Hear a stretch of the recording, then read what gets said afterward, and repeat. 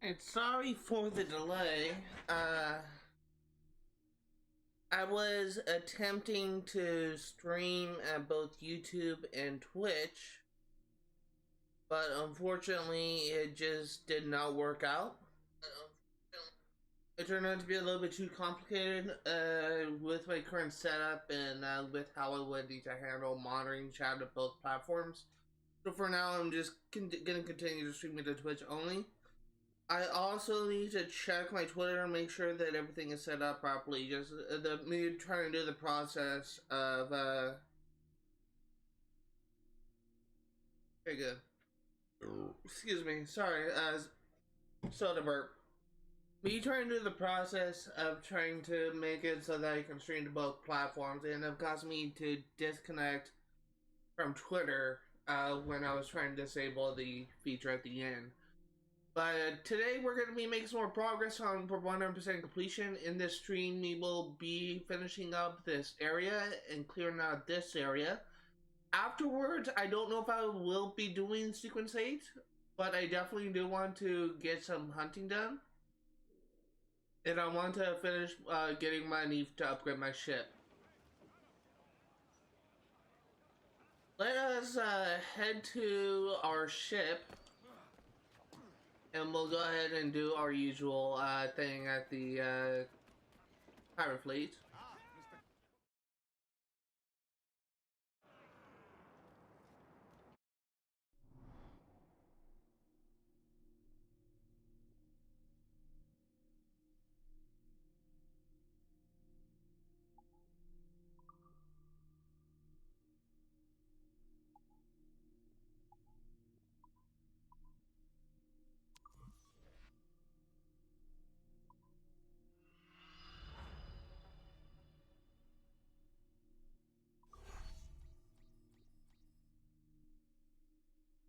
There we go. And we got a commode. And we got diamond cells. It actually looks pretty nice. I'm not a big fan of the green, but it's a nice pattern.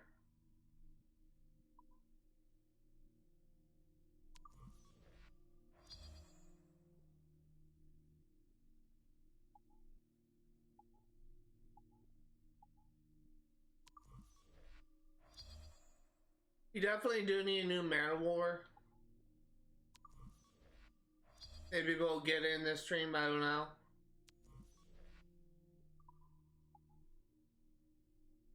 Okay, so I think Gulf of Mexico is done.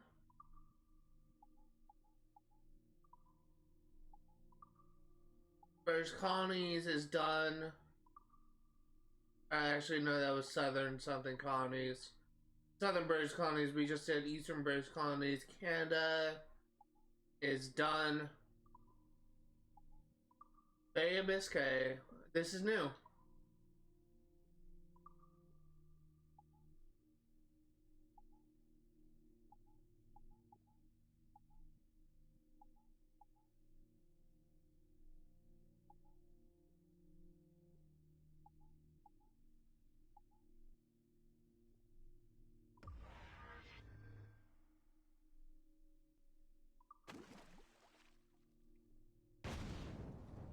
Just gonna use my last fire barrel.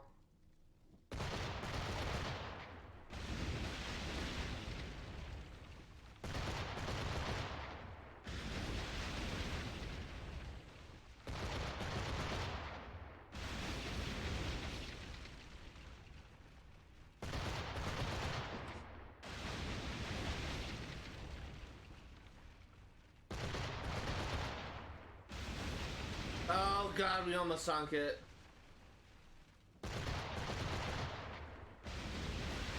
We definitely need to replace my Man of War.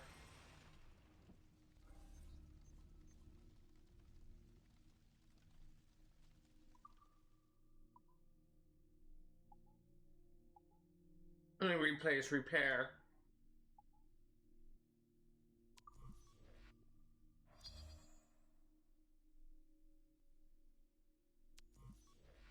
Keep on doing that.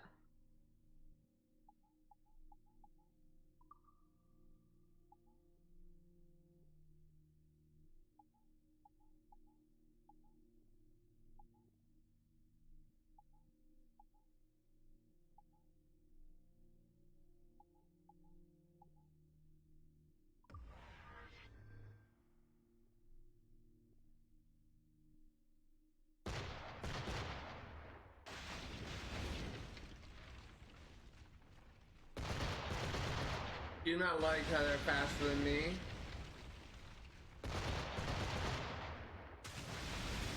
Gunner is down, we just had the frigate to worry about.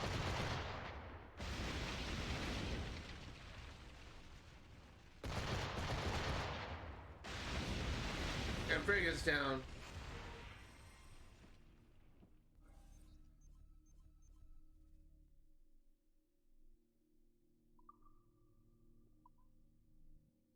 Need to go over to my manual, repair it again.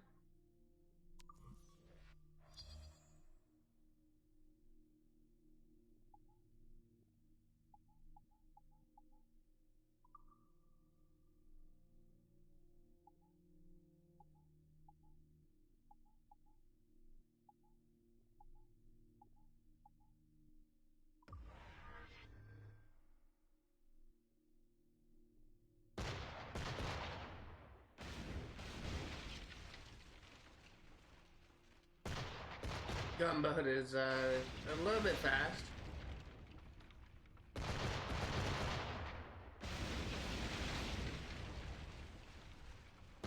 Oh my god, just ease up.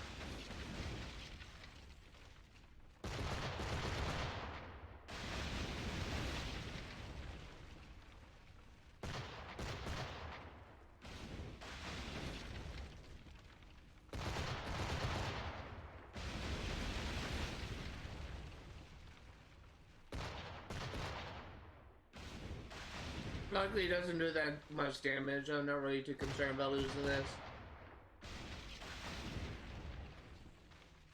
Hands down. I'll be very surprised if it survives. Nope.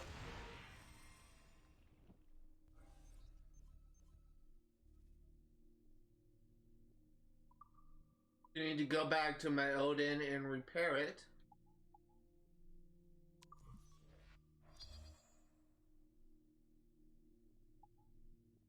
Let's go to the Bay of Biscoe.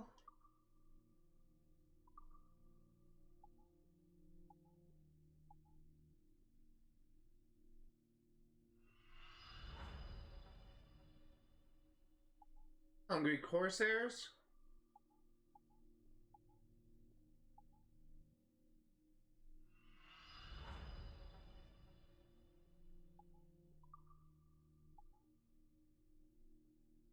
And Portsmouth. Again, that's gonna do it for now. So I'm actually gonna change my thing, my outfit.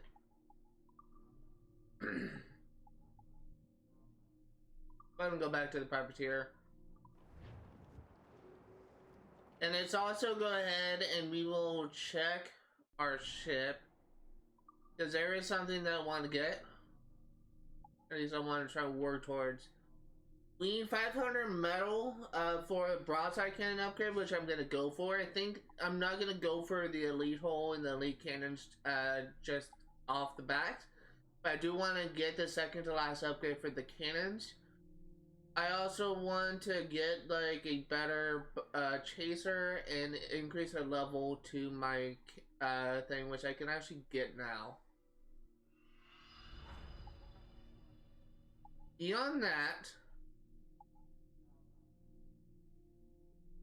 I think upgrading my mortars would be good, and upgrading my swivel strength would be good.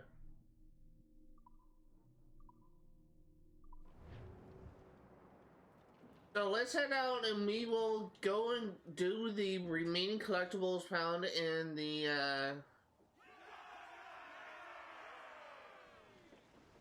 go do the remaining collectibles found in this area, and then we will like the overworld stuff of the what's it called, Uncharted, and then we will go ahead and head to the new area. Again, for right now, most of the stream is going to be focused on exploration. I understand people are just uninterested in that, but this is on still playthrough, so we will need to get all the collectibles anyway.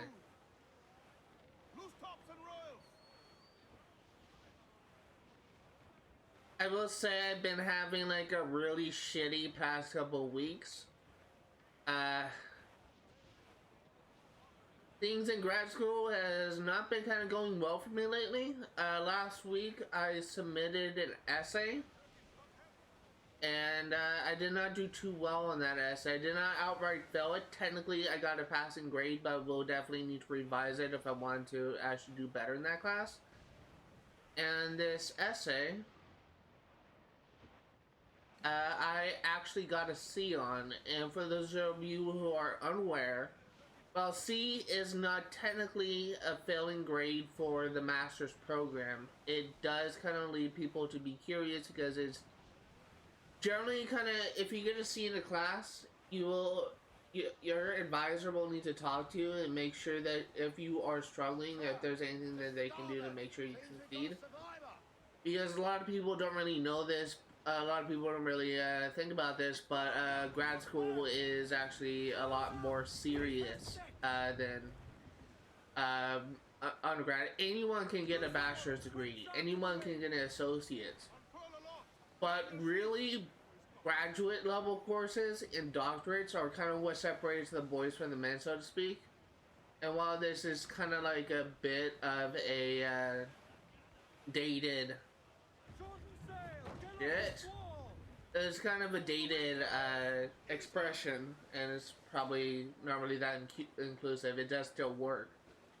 And basically if you really want B's and A's, especially if you are going for your doctorate, because if you are going for your doctorate, if you get like B's and A's, you stand a good chance of being accepted into the doctorate program. But if you get C's, the school or the university will recognize that you do not, you will generally kind of struggle with this class, with this program, and they would not be likely to accept you into the doctorate program if you were to go for the doctorate. For me, since I'm essentially only going for the master's degree, I'm not looking to teach, I'm not looking to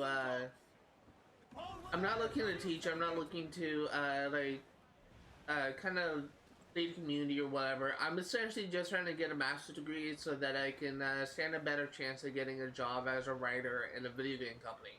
That's really my ultimate goal.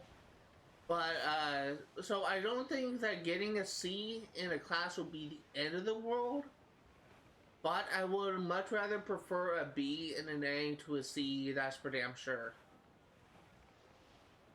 Basically, in my entire undergrad at my university, I've gone straight A's, and I think it'll be so cool if my entire time in the master's program I get straight A's as well.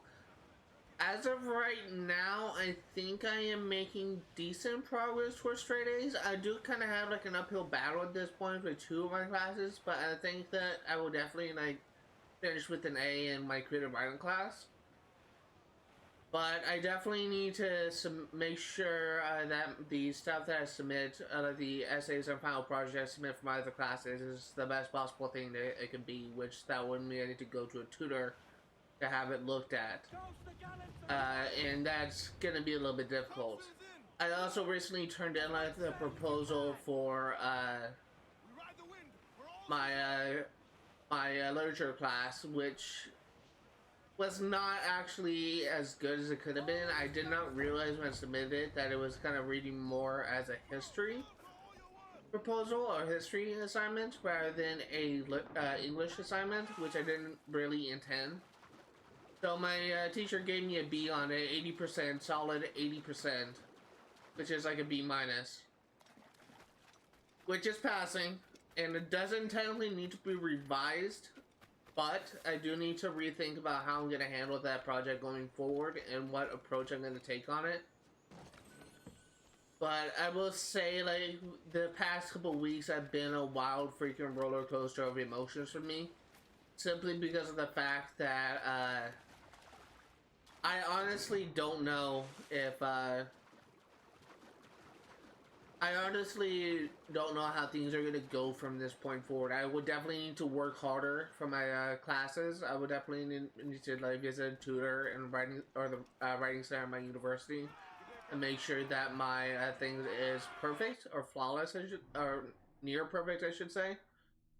but it's definitely gonna be a little bit difficult for me, especially considering that my only strength in the field of writing is actually in the field of creative writing, and I generally struggle on the more analytical essay components of class, which takes up like 90% of what you do in college. So it's definitely gonna be a struggle, but I'm confident that I can actually do this. But it's just gonna be a struggle for me to try and like actually do one, kind of turn this semester around. But I'm confident that I can do it. I also recently kind of had like I'm a natural born pessimist in nature. My current philosophy that I kind of go by is actually kind of essentially like Murphy's Law, where if the worst can happen, the worst will happen. I say this all the time to myself, and I say it not just as a belief that I just take for word. It's essentially just I say it just so that I won't be disappointed when bad things happen. When the camp wildfire happened and burned through my town of Paradise, and I was homeless for 2 months, I was actually quick to accept it because I understood that bad things happen to people sometimes. Even with most of the people at the at my church that I was staying at, even if most of the people were crying and in tears because they lost everything, even my mom, I was still like quick to accept it. But it's just kind of weird to me because I spend so much time just thinking about trying to think about like the worst outcome that it just kind of like overcomes like my life thought. Where I had a moment recently when I was doing a workshop for my creative writing class, and I was reading a chapter or a couple chapters from my classmate's book that's actually part of his creative project that he's submitting for his master's degree. And this student, I did not know this at the time, but this student is actually in his last semester before he gets his master's degree. And what I read from his chapter, easily one of the most impressive things I've read in the field of creative writing that entire time I've been at that university. The entire time I've been taking creative writing courses, that was easily the most impressive thing I've ever read. And I'm often like thinking about like whenever I submit an assignment, I'm often like asking myself, is this graduate level material? And that's maybe like a bad line of thinking to consider. But when I read his assignment, when I read his chapter, I felt like it kind of put what I wrote to shame. Because it was easily kind of like much more well written than mine. And later on, when my classmates were showing like their poetry that they wrote for their assignment, for their workshop, I was so impressed with their poetry because of how well written it was. I actually consider it to be better than any poetry that I would write. And I kind of left that class just feeling kind of like, I don't know if dejected is the right word, but I did kind of feel like that I wasn't really good enough to be part of the graduate program, which is a very bad way of thinking. And I actually talked to my professor about it, and I was just asking her if she, when she read my story, if she thought that it had potential, if it like essentially was something to be expected for the graduate level program. And she was asking like what I meant, and I was telling her about like what I thought when I was reading like my classmates' work, and she said that you shouldn't really think about that like that because these students have been working on these poetry and these chapters for a very long time, and she said it's kind of understandable that your chapters will be unpolished because you just recently wrote that for your project, but this classmate, the person that wrote the chapters I was impressed with, he apparently drafted that and has been revising it for years. So I didn't realize that he was just actually kind of constantly working on that, but it just kind of made me feel bad that I was actually just kind of so in like a defeatist mindset where I literally thought that that my work wasn't good enough. But she actually kind of reaffirmed my just I guess kind of like stoked my ego, I guess you could say, where she was just saying that everyone in class, no one like had anything bad to say about my work. No one just had any real problems with my work. In fact, all of them were curious to see to learn more about the story and what goes on in it, which is something that I didn't really take into consideration before. But it's just kind of crazy to me because it's easy for me to forget that many of these students in the grad program that I'm in are often like in their last semester, so it's our last couple semesters, so it'd be kind of easy for me to forget that these students aren't submitting workshops that they literally just wrote prior to the class starting, which will be in a much more rough version. And these it's easy for me to forget that these teachers, these students are actually in a kind of more will submit more polished work, which I never really stopped to consider. But it's just kind of like what's been going on with me. It's just what my mindset's been focused on. It's just kind of dumb because my mind is often like kind of deviates to the defeatist mindset, which is not like a good way to think about things when you're in a master's program. But it's just part of my personality. Again, like I'm a pessimist by nature, so I'm often thinking about the worst outcome, but oftentimes I just feel kind of down on myself. I just kind of lose confidence in myself because I just kind of wonder if my work is actually good enough, if there's any problematics. It also doesn't help that my stories that I'm writing is actually kind of inspired by Judeo-Christian beliefs. So I'm always worried that there may be a Christian reading my work and they'll be like really offended by what I'm writing and say, oh, well, this doesn't really, I don't like your portrayal of God because it made him appear weak or whatever. But I'm just always like worried about that type of criticism because the last thing I want to do is like offend anyone. But it's just, I guess it's just kind of helps to be reminded that the work that's submitted is actually pretty good, and though it's not perfect, it does still have potential. So it's just kind of nice to be reminded of that every now and then.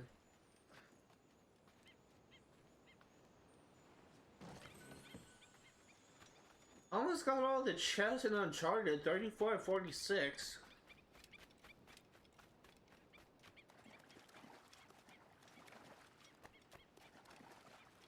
I'm also gonna drink more of my soda.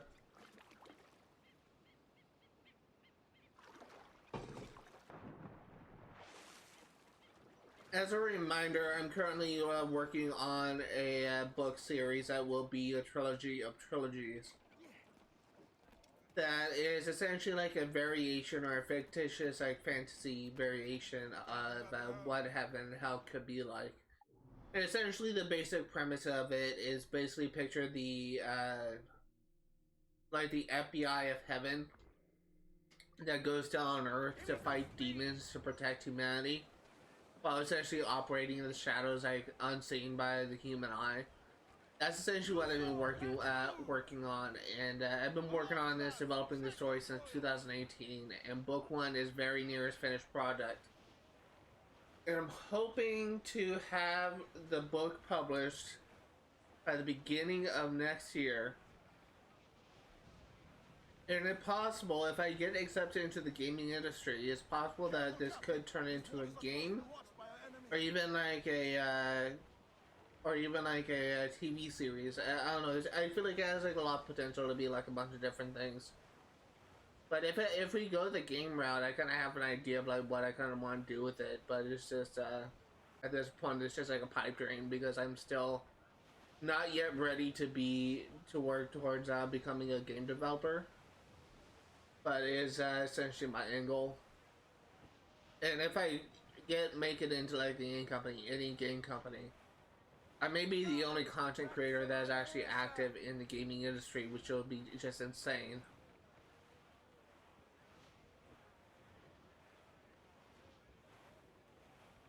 Yeah, it's just thinking about like what I could do as a content creator working for like say Microsoft or Ubisoft or something like that. I could do like some behind the scenes stuff that doesn't like violate the NDAs and just kind of show like what life working in the gaming industry is like. Just kind of show like some behind the scenes stuff, which I think would be also really kind of cool. But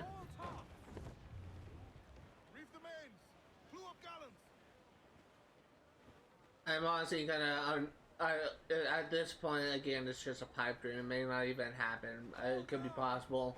Could be walking down the street tomorrow and just get hit by a drunk driver or something. I don't know. Can't really predict what goes on in life. Like, for all I know, I could just like fail out the master's program and I'll just die essentially a failure. But at the very least, I want to be able to complete my book series, even if I never make it into the gaming industry. So.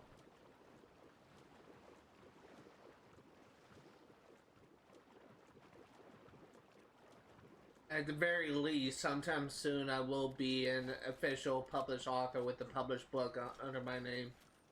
And once I get my book published, I'm actually kind of thinking about just doing like sort of like a podcast thing to kind of break down elements of my book, which I think would be kind of cool. Just kind of like build upon my base essentially and kind of expanding on the lore of my book series.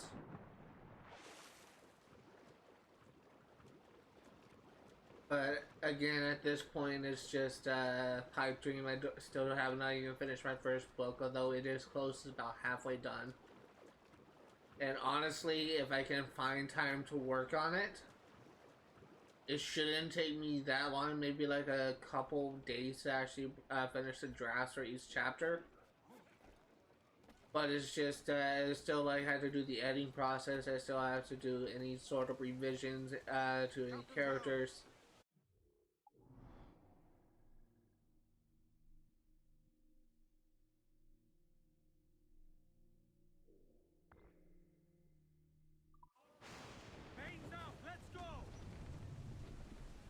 But it will still be cool nonetheless if it happens.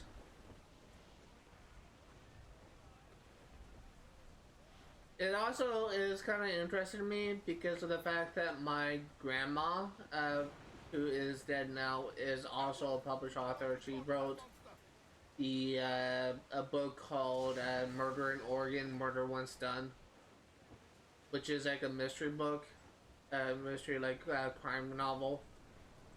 And I just think it'd be kind of it's kind of cool that I'm essentially following her. We will be dragged down to our death, Captain. Essentially following in her footsteps, especially considering that she is very much kind of has a similar interest as me. She kind of published more articles and in like magazines and cool newspapers and stuff than any sort of like literary or poetic work. But she still kind of deals with a similar focus as me, where she's essentially kind of working with fiction.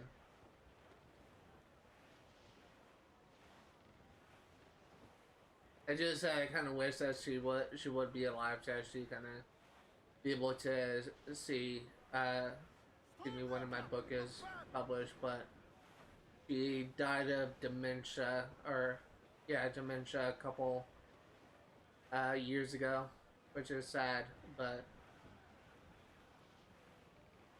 it was also kind of really sad because she died around the time when I was first like developing my story, and I really wanted to be able to show her my first chapter that I wrote, but I was never able to, and apparently her mind was just kind of like too far gone to be able to kind of understand the story.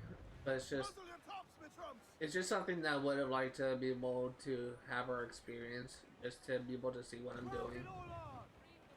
But she's essentially been kind of like my role model at this point. Kind of been like the figure that I've just been kind of hoping to actually kind of surpass, but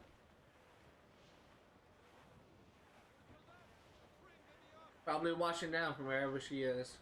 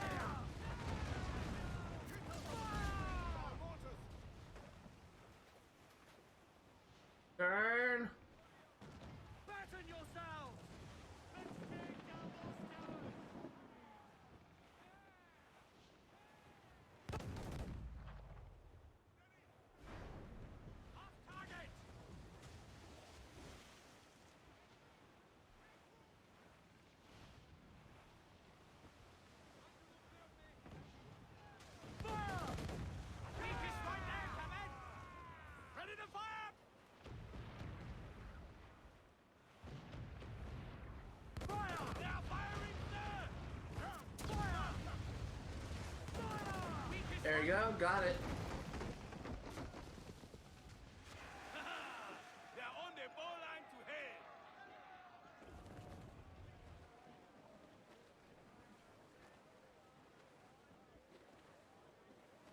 hell. Gotcha.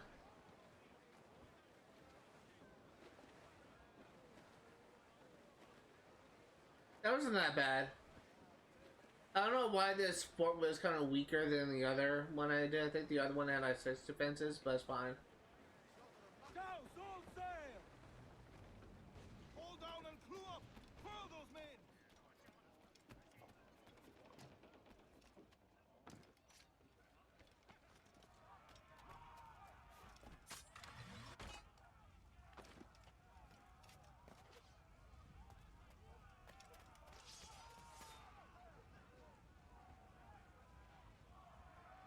Come on.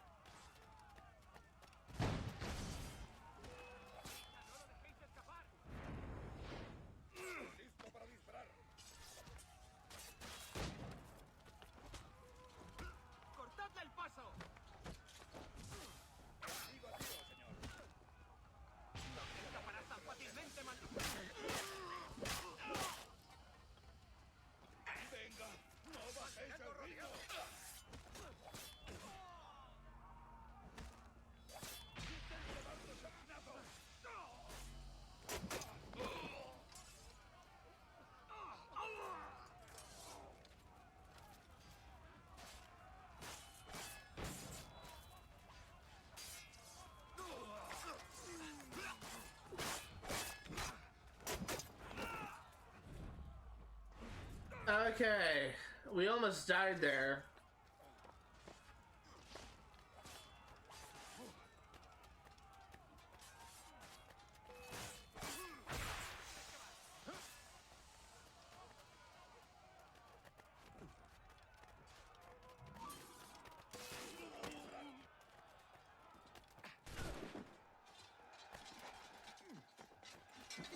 Enemigo a tiro, señor.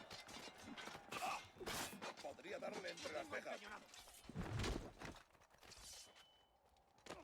Come on.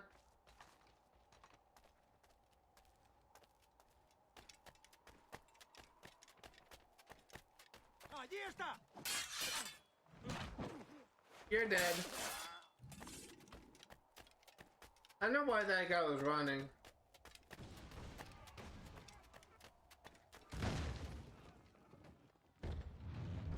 Don't know where you'll be running to.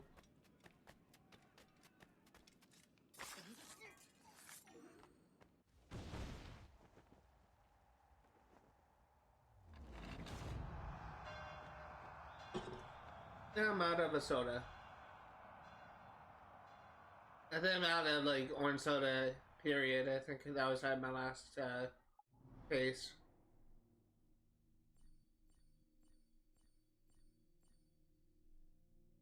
Oh, what? Looks like we have 2 sunken things. That's cool, I guess.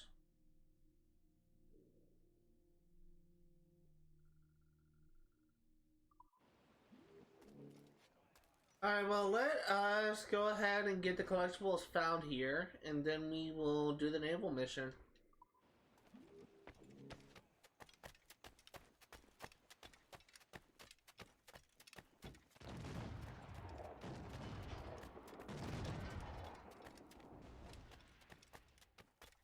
I will say, I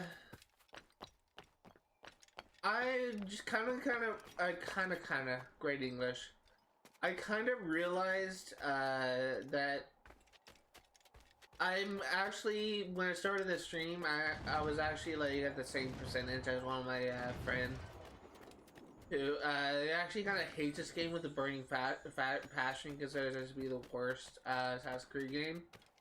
And his reasoning for that is he thinks that this game kind of has way too much of a focus on assassins, which is kind of not really been a problem, or it's not too much of a focus on piracy, I should say. I don't really consider this to be too much of a problem. I honestly kind of think that focus on pirates is actually his biggest strength. A lot of people that consider this to be the best pirate game, period, even though it's not technically meant to be a pirate game, like, per se. It's just kind of weird that... It's just kind of funny to me because of the fact that, it's kind of funny to me because... I don't know if he actually managed to beat the game or if he just kind of quit playing it, like, soon after. But, if he has beaten the game, then 66% is actually kind of what implied that he did, like, some exploration as well.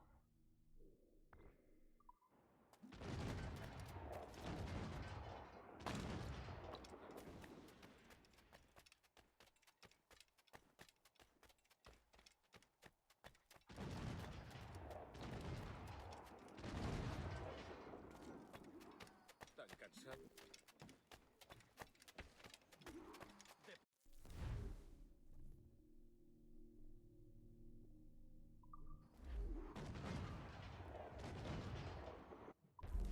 That was easy.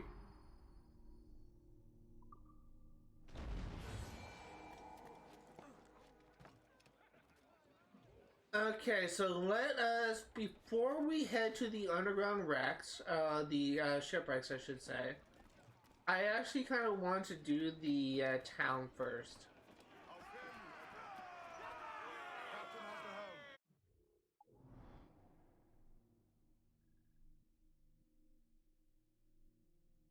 helm. I think there is a... No.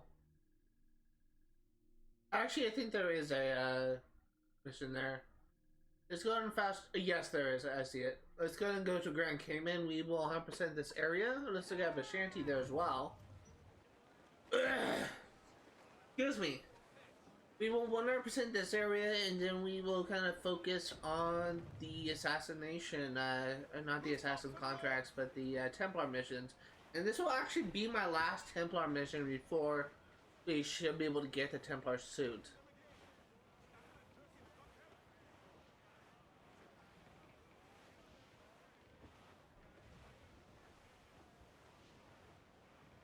So I guess I will say, depending on what will happen at the end of this stream, if I am able to make like any progress, it's very possible that I may actually kind of do some farming off screen where I'm just going to be literally just looting and plundering ships for materials until I get the necessary upgrades I want before I start Sequence 8.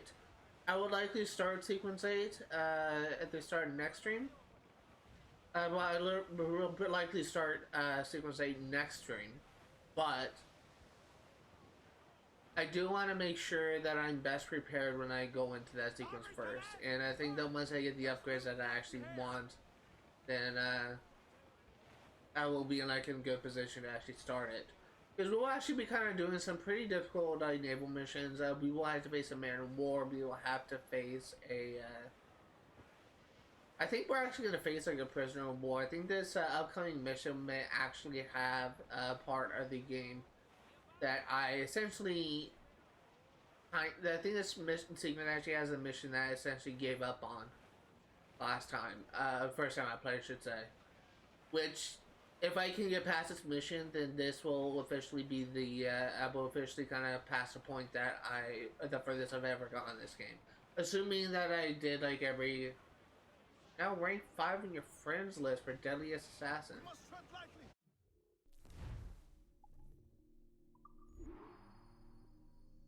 Actually kind of curious. That's not bad. This person at the top is actually a huge like Assassin's Creed fan. He's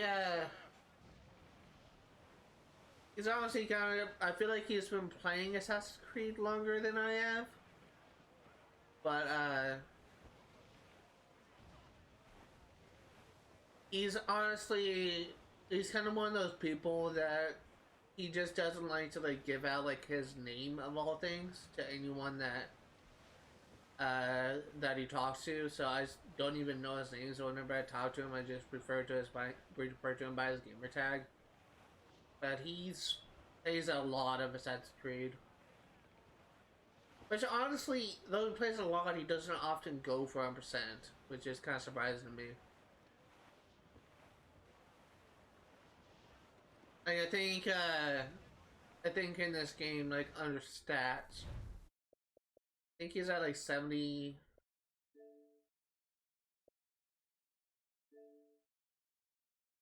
He's at 94%, so he almost got 100% in this game. He just never finished. To my knowledge, he's not actively working on this game right now. What is that? Ooh, we're not going to focus on that.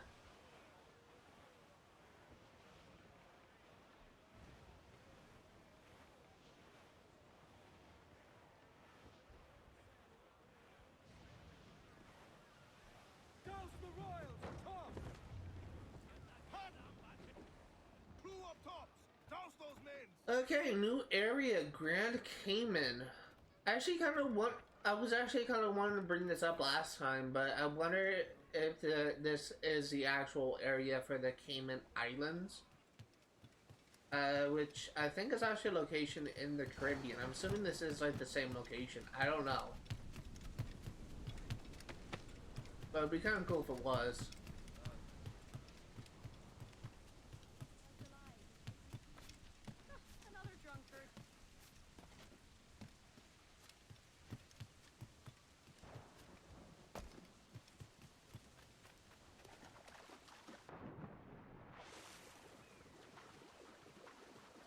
But once again, we're gonna focus on the viewpoint and the collectibles. That's just basically just gonna handle this how I always handle this area. We're gonna save the Templar thing for last, but we're gonna be after we get the collectibles, we're going to be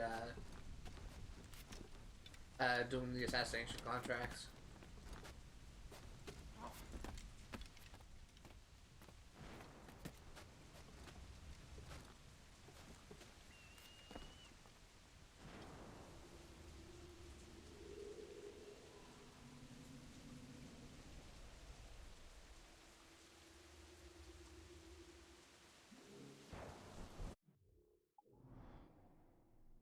Okay, we have a lot to do. Let's kind of go in a semicircle, more like an S shape. Let's actually kind of go along this path. Kind of like a really bad drawing, but that's essentially what I'm going to go for.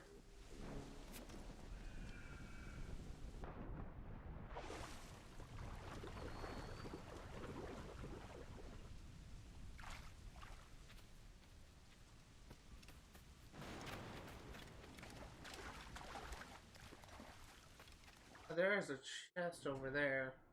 We'll get this person's out of the way. That's something that I'm gonna try to work on. I keep on doing this, but I feel like at times like I say something under my breath that isn't quite picked up on my mic. I actually kind of adjusted my mic settings recently, so I'm thinking that maybe it will actually kind of pick it up a little bit better. But I don't know. I'm honestly kind of thinking about fiddling with the gain settings, the modifier for gain. But I just don't know if it's if my mic will actually pick it up. I just haven't really had an opportunity. I've really been able. Opportunity to work. I really have found an opportunity to actually fiddle to make sure that my mic is actually kind of catching things I say under my breath. If it isn't, then I'll just go ahead and adjust the settings a little bit. But it's just kind of something that I will.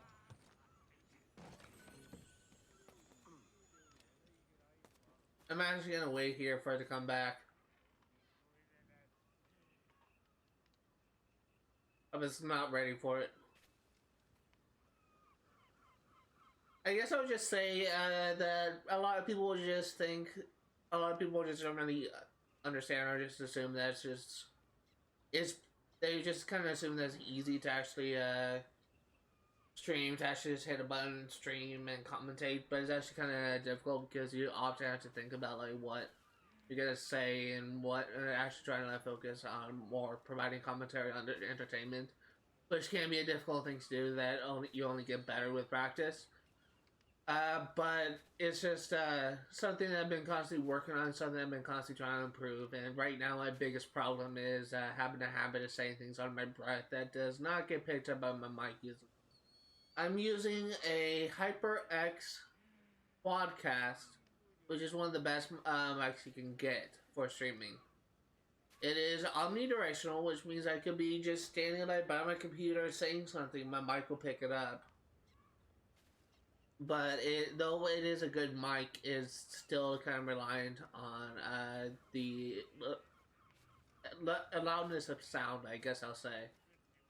So if I say something under my breath, it may partially pick it up, but doesn't mean it'll translate well.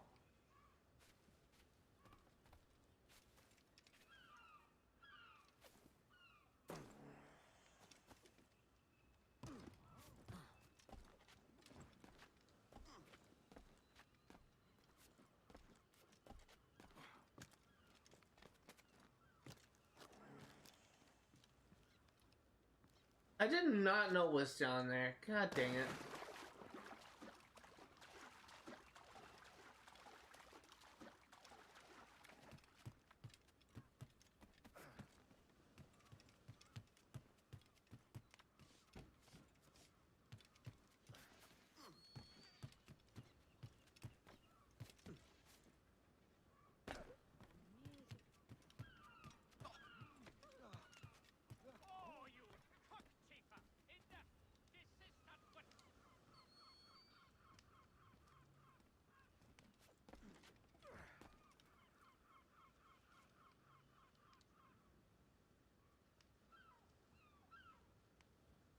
I think this way it'll be better because I don't have to deal with the tree branches.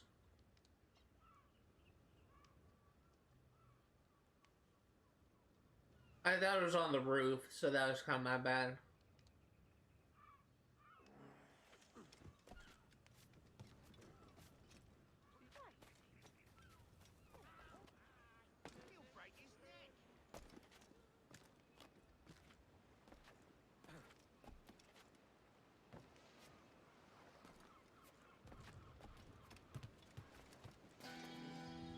Oh god, for a second I was worried I was gonna miss it. What shanty is this? Captain Kidd. Don't remember that one. As I mentioned before, because of copyright, I will not be able to play these songs on stream. I currently have sea shanties disabled. If you want to listen to any of these songs, just know that there's a YouTuber called Zevik, Z-E-V-I-K, that has a video where he plays all of Black Flag songs. It's actually a 39-minute video. I think it has timestamps, so if you just use timestamps to try to find like the specific song, shouldn't really have a hard time finding it. I will say that I'm not actually listening to that videos. I'm not actually like use that video. I just kind of saw it on. I was kind of googling the songs to actually because I was actually gonna try and like initially I was gonna link the video for the songs in the description for each individual song, but I kind of decided to go a different route and just advertise like another YouTuber's video rather than just to try and like find individual videos. But because this video is actually kind of more actually kind of has a lot of God, I can't think. This YouTuber has like every song in like one, rather than just trying to find like individual video every time. Is what I'm trying to say. It's actually it kind of makes it so that I can advertise this video and stream rather than trying to do like a post commentary thing or like a description thing in the bio on YouTube. But yeah.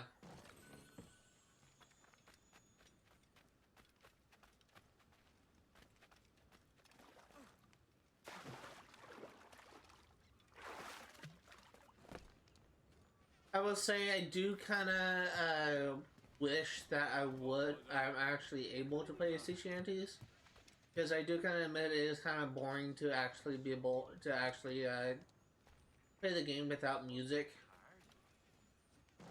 but it's still been an enjoyable experience to me.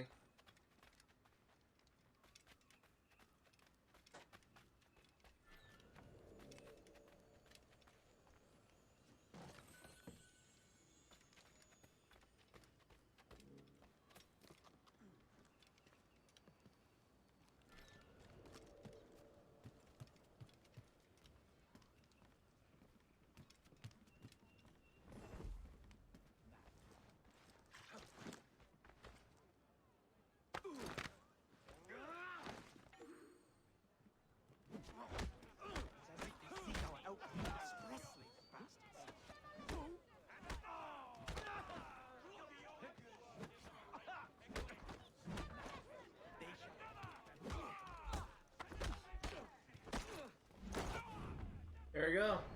The Randy Cayman Tavern is unlocked.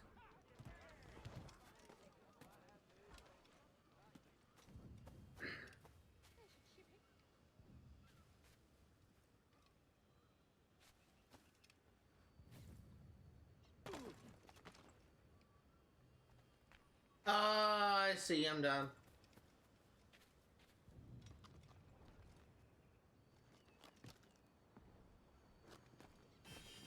There you go. Now we just have the Animus contracts and the Animus contracts. The Assassin contracts and the Templar Hunt Animus contracts.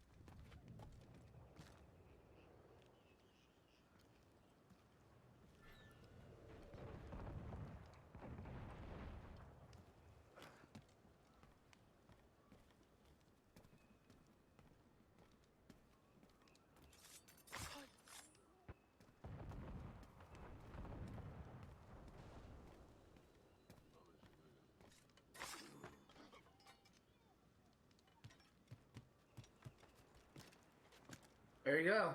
One done. That was actually pretty easy. I was honestly kind of expecting the guy by the tavern herself, to the bar, to actually turn around and see, to actually be able to see me, but kind of got lucky there.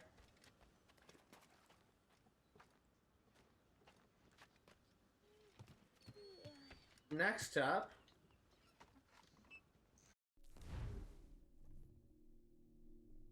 Smuggler Squat.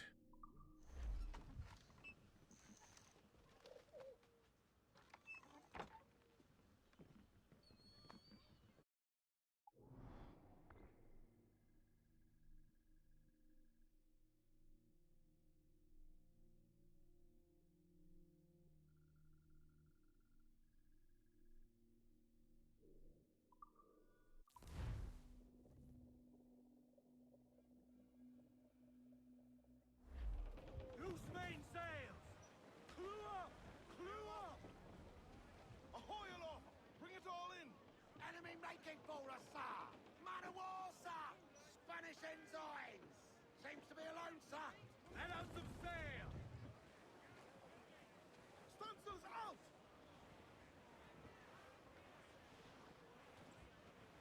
I would say the danger has passed.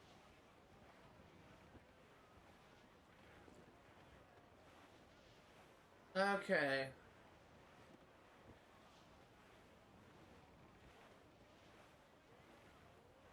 I'm hoping this is a thing where there's a.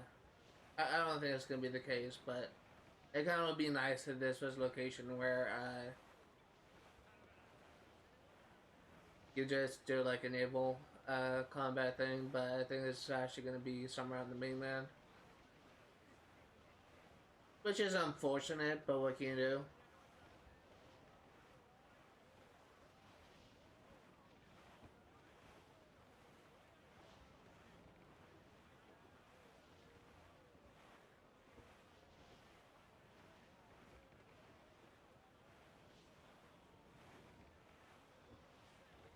And we are almost out of the restricted area.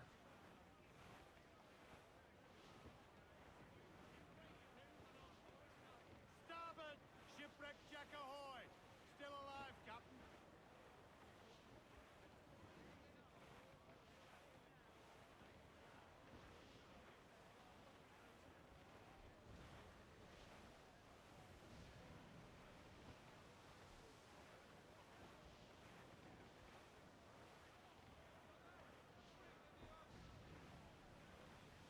Okay, let's see.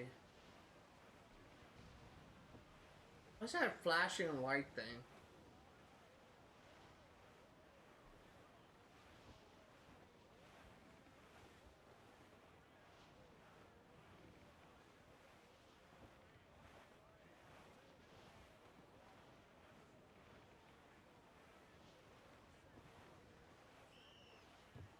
Sir, to starboard! Booty cast adrift, cannon! Grease the topsails and gas!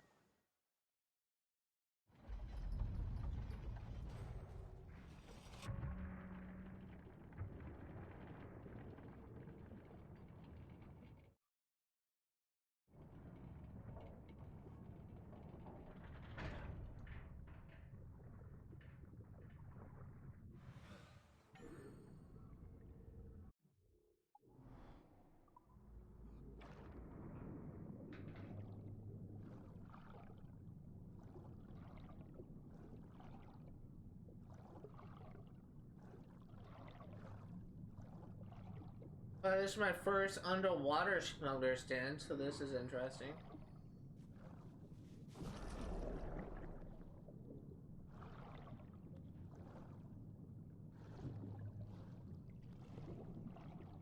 That's not a chest.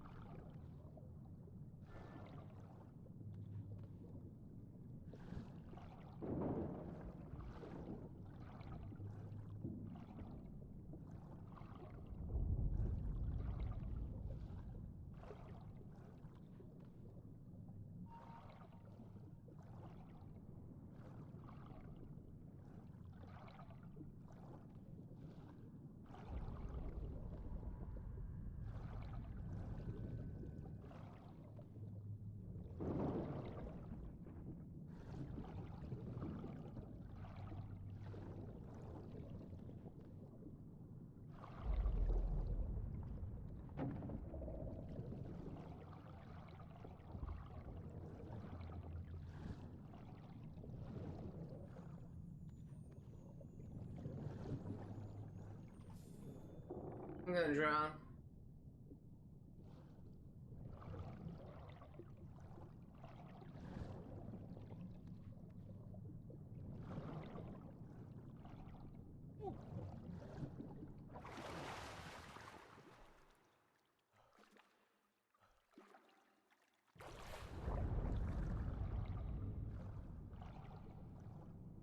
Okay. That was fun.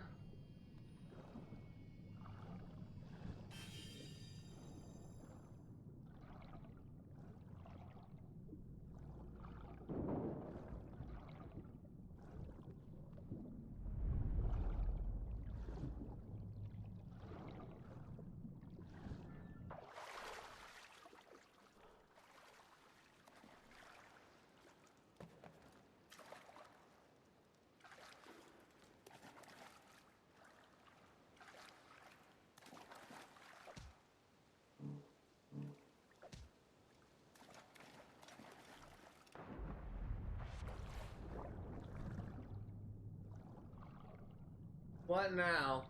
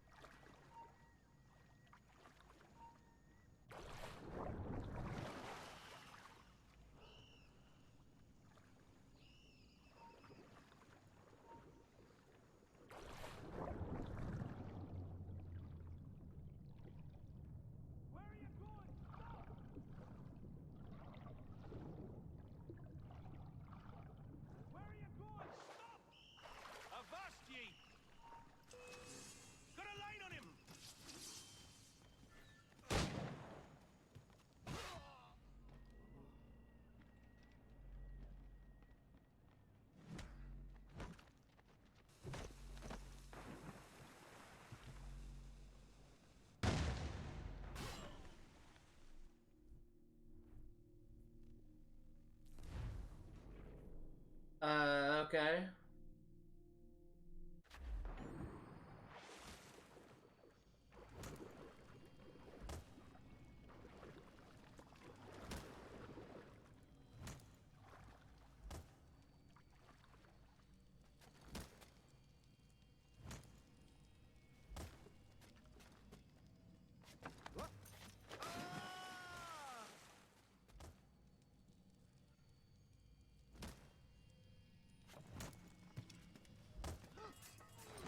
What cheer, friend?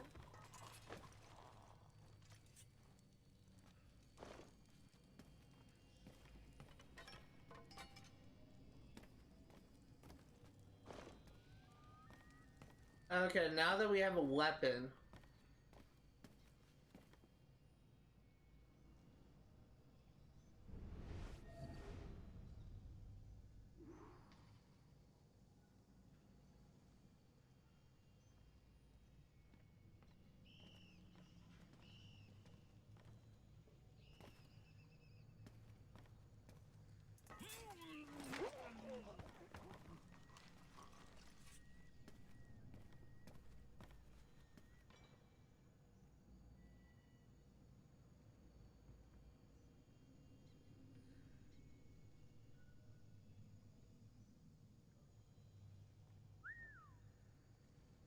Here, dummy.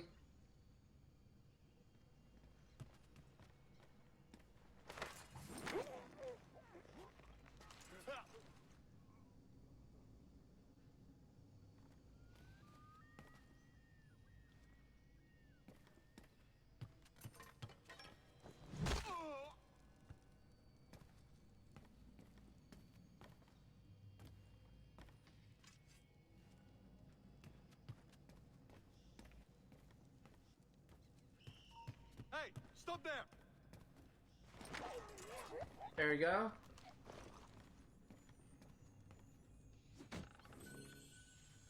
There's two.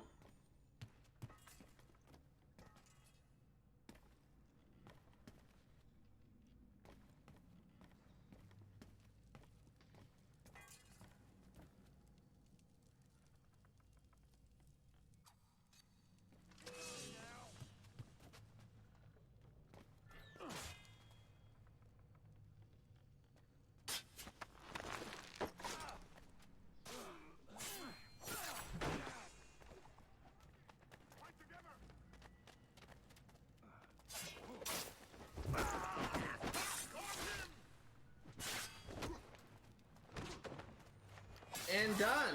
Okay. That was a lot more difficult than it needed to be, but it worked. That was honestly actually kind of entertaining. I actually had to use a little bit of strategy for the first time. Really do appreciate that.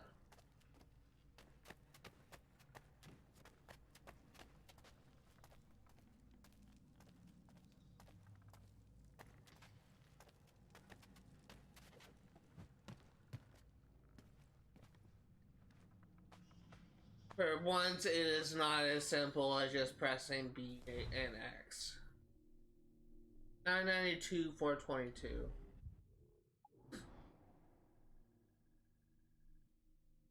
992.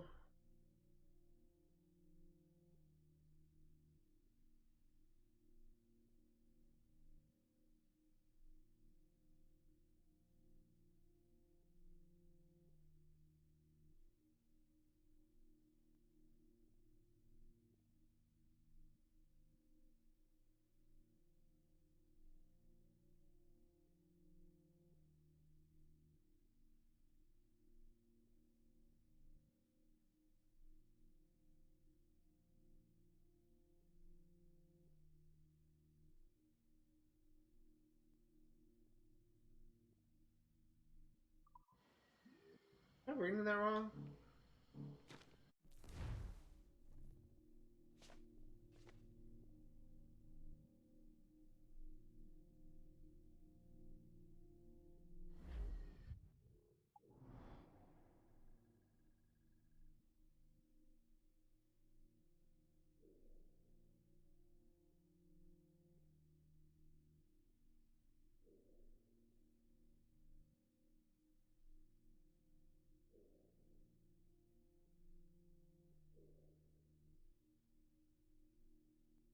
I need to look that one up. I think that's actually kind of mishyped, maybe. Actually, like, once I'm out of here, I'll have to, take a closer look.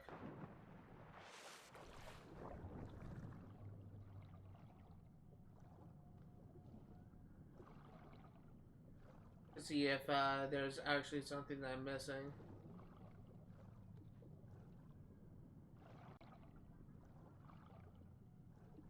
But I think that's a typo.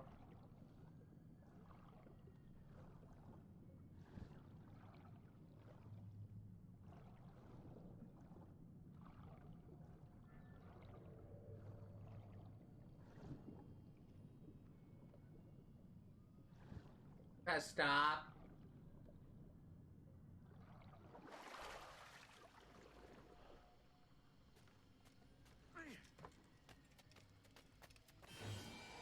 There you go, Anotto Bay done.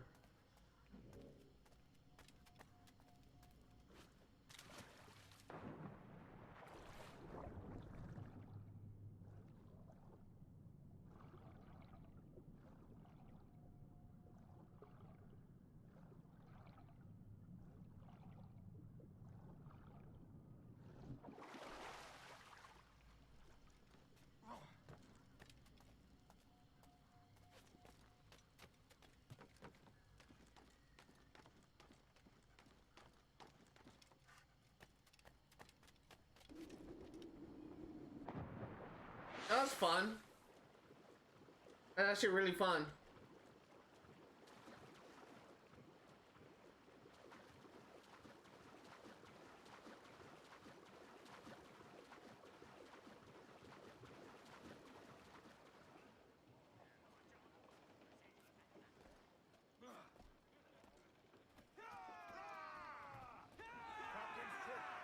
Clues down! Catch some wind!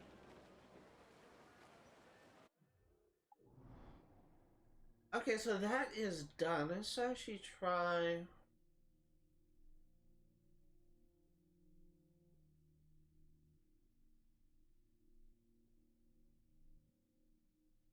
Oh, it's here.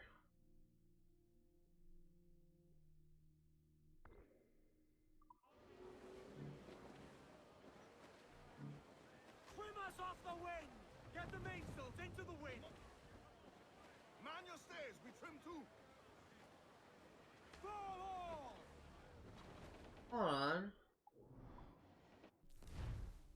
992, 422.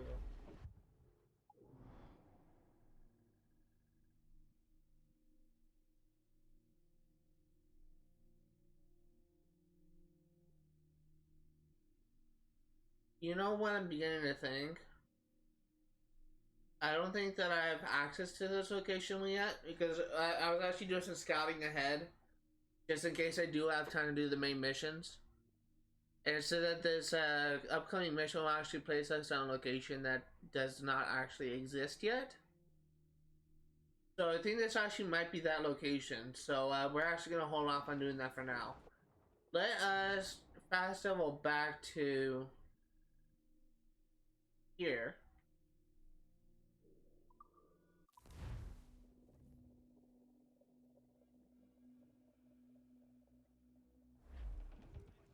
And we will go ahead and do our next main mission. Grand Cayman should be done, right? Yep.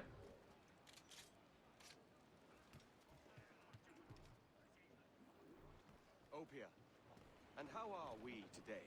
Surprised. We did not think you would keep your word. Tell us, why do you expect to find your magic key here? It holds an irresistible attraction to Templars, if that is who bought these ships. We don't know what the Templars could want here. These people lead simple fishing lives. Or perhaps not so simple. I'll go and have a mingle, see what we can find out. Alvin is, who is he, like the bartender or something?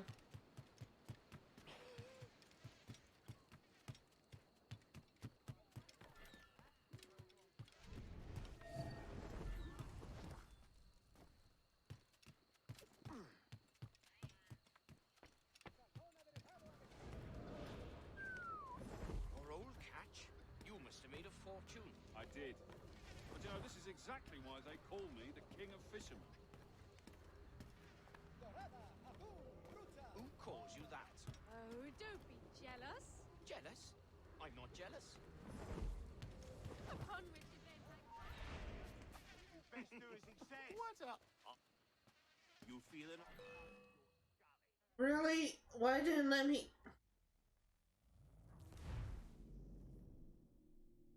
Wouldn't let me mingle. I guess I was just being detected.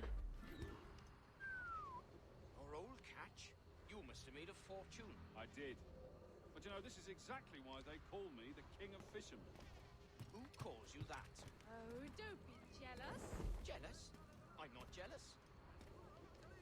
I'll show you the bill of sale if you like. Senorita Marquez's right-hand man, Vargas, signed it himself. She's using his home as her headquarters. I even met her there when I delivered the fish.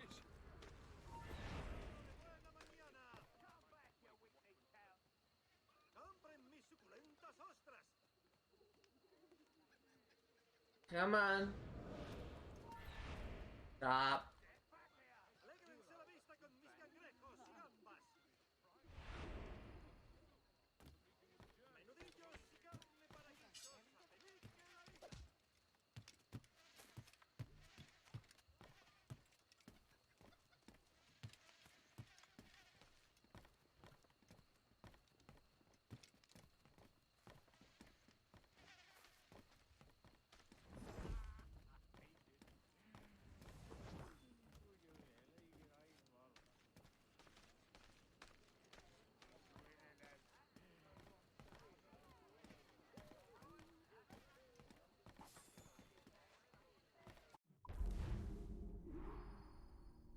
%, sync.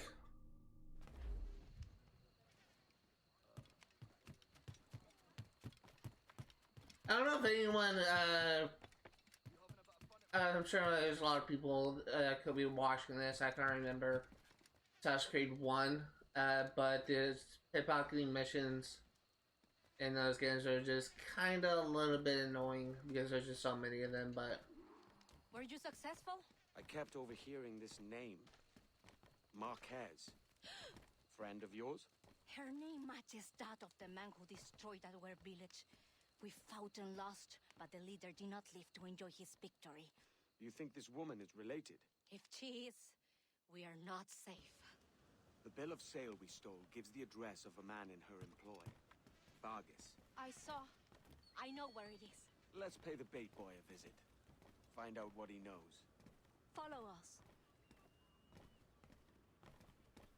You must try to understand what it is at stake. I've got some idea. No, it's more than your key.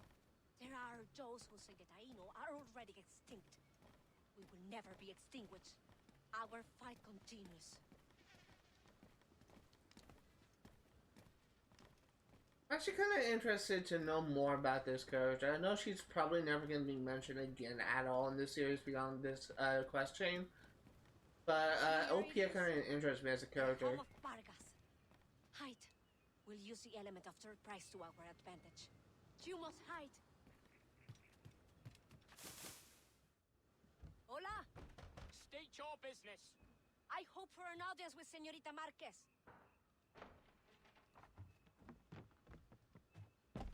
Chase him.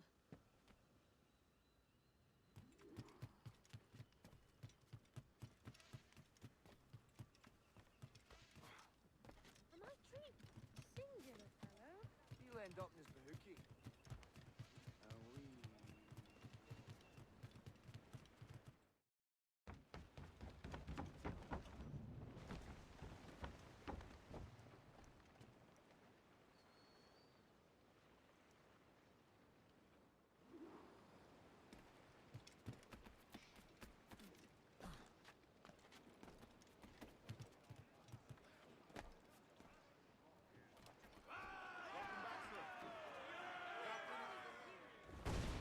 He's getting away! Hurry! Get after him! Don't let him get away! Incoming ship! Guns out! Awaiting orders! Cannon ready! And bombard him with the heavy shots and I get lined up. We need the back of the ship intact. If he drowns, we'll lose Marquez. We've got him. Board his ship. Board him and make him talk. What are you waiting for? Board it!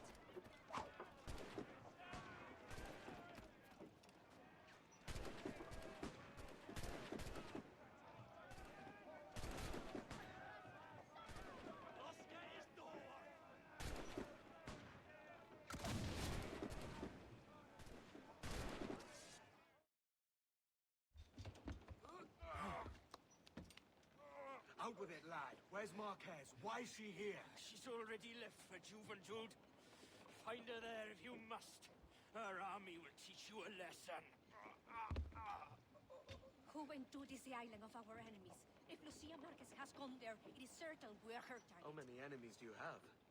When you're hunted, it sometimes seems that every stranger is an enemy. On Juventud, we have been at truce since the death of the first Marquez, but this woman could reignite our dispute if her price is high enough. Ah, can't have that. I take this ship. Meet me there if you still want your key. Interesting, the plot thickens.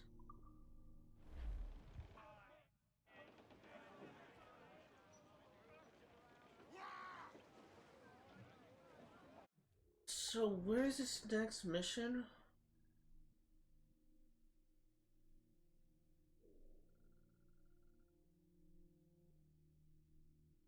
Literally just gonna hover over every location until we find it. I know it's probably gonna be a hard location because that name did not sound familiar at all.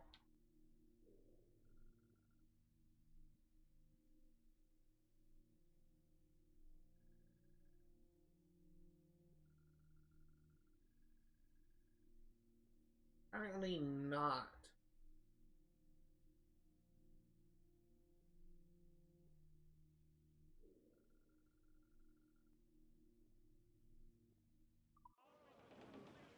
Where's this located?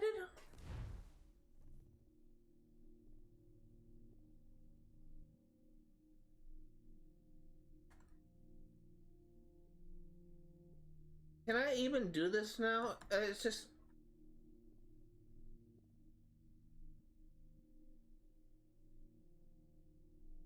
Hold on.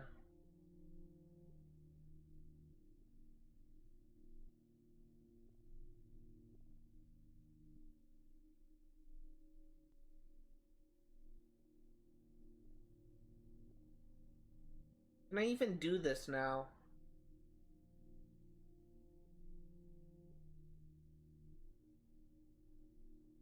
Peanuts Isle 335 469. 335 469. 335.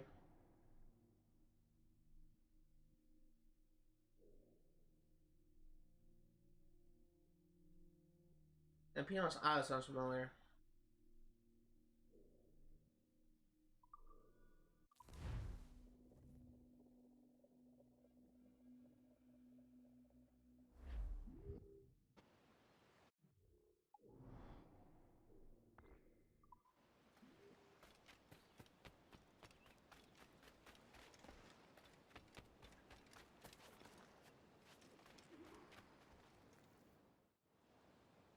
It has been a lifetime since we were here. This jungle is still thick with vines and trickery. Marquez will use this to her advantage. But we know she's here. She doesn't expect us. We must find her, draw her out, and put a final end to her. Let's see where this lad goes.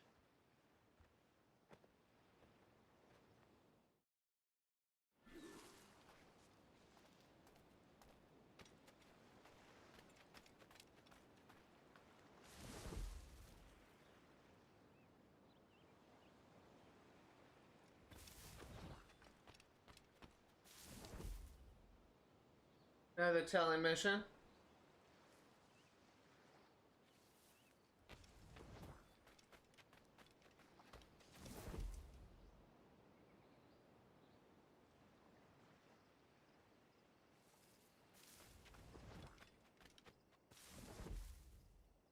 Once he gets beyond the bend, I'm gonna run to the next bush.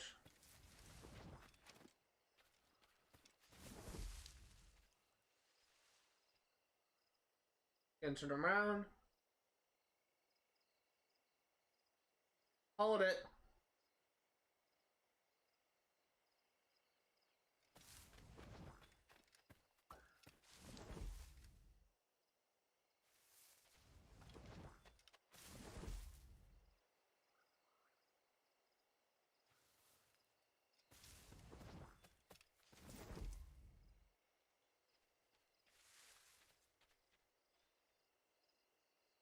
What's next?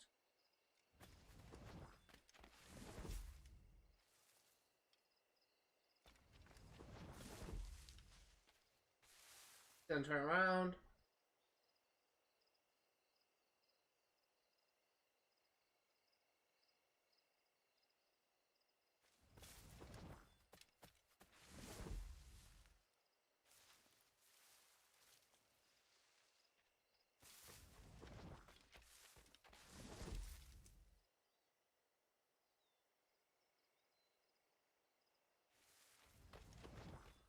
It's weird how there's rain but no sound effects to rain.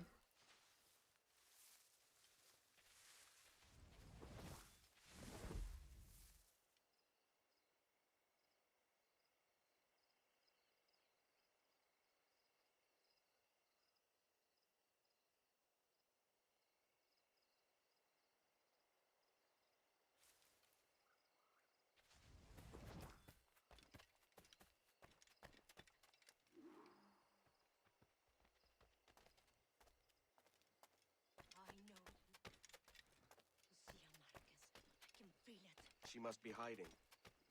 Let's take some action she can't ignore. Eliminate this man. Use a powder keg.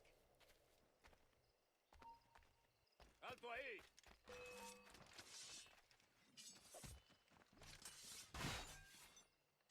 Use a powder keg.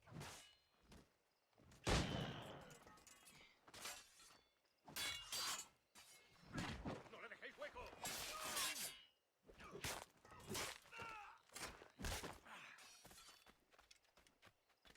Use a powder keg.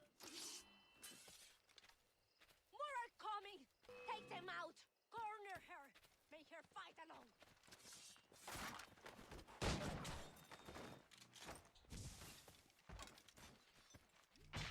¡No lo perdáis! ¡Aquí está!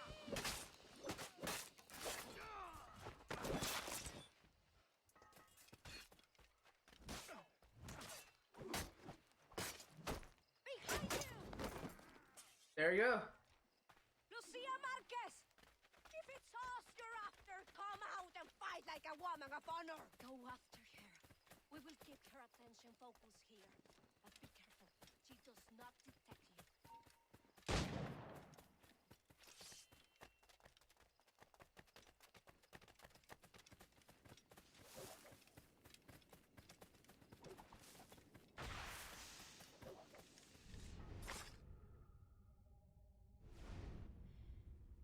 No. I cannot die at the ends of the Taino. My father saw such potential in these islands. Gold, industry, freedom. All of it squandered. You have not a clue how to use it.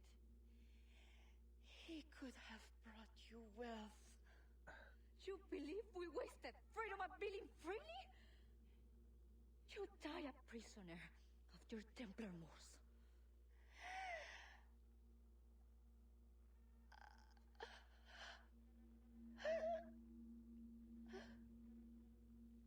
Let's not argue with a dead woman.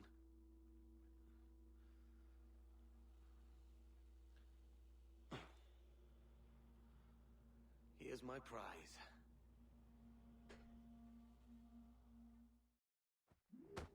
Hey.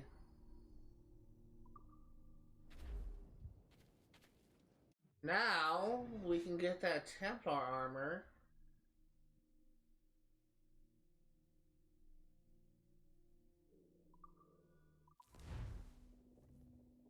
At long last.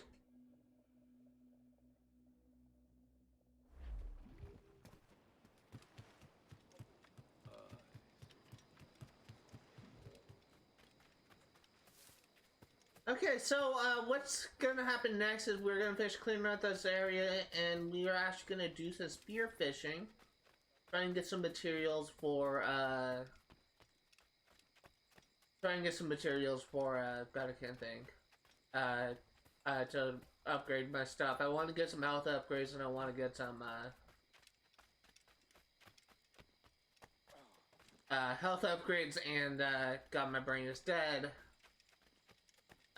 Get my final pistol upgrade, and we'll see what else we need.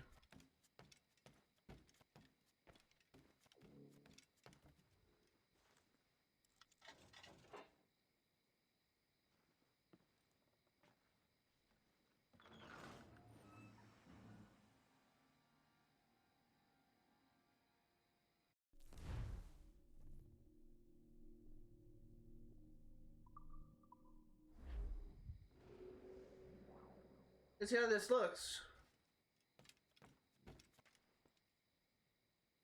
Honestly, I can't tell how this looks because it's too dark in here.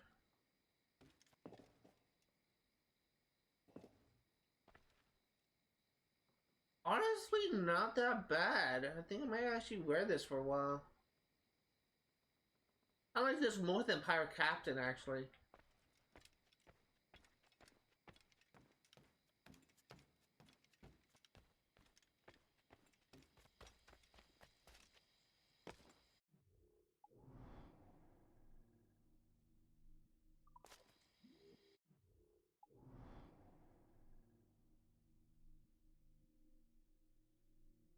Okay, so let's fast travel to this outpost.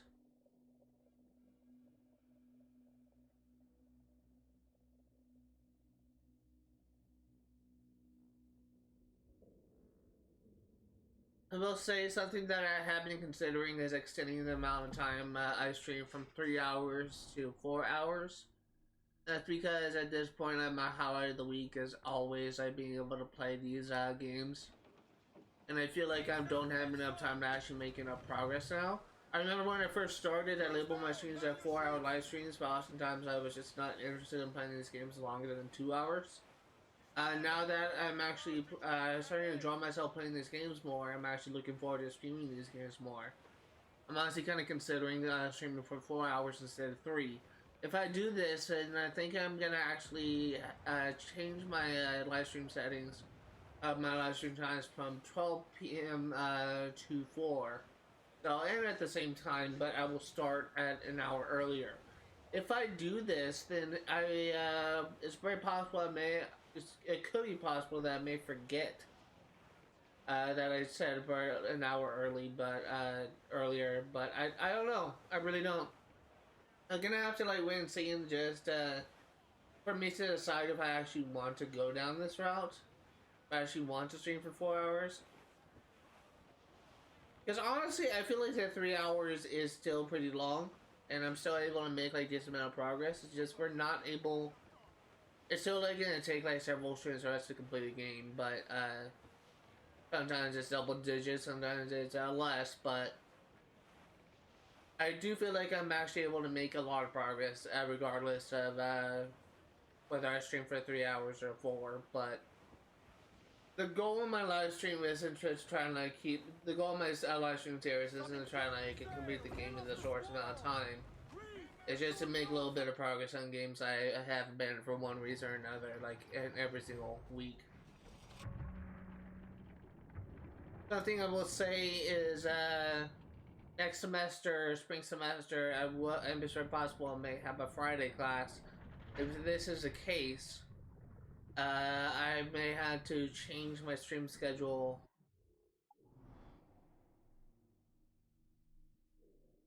I may have to change my stream schedule so that I'm actually able to. I'm actually able to go to school and still be able to stream. I don't know what I'm going to change it to. I need to actually compare my stream schedules, but it is something that I'm currently aware of, and something that may affect my channel itself.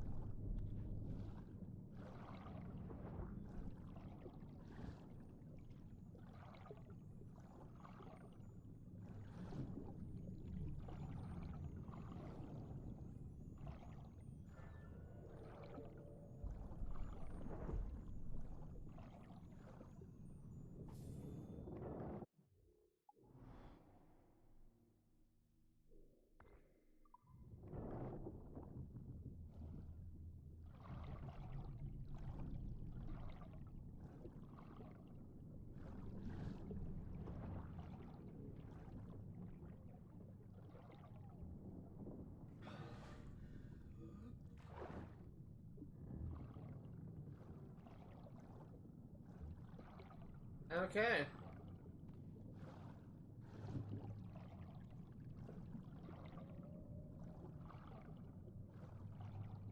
So I do really enjoy these underwater sections. The only problem that I have is the swim speed is generally like too low, and I don't like how the only way to go faster is I don't like how the only way to go faster is essentially to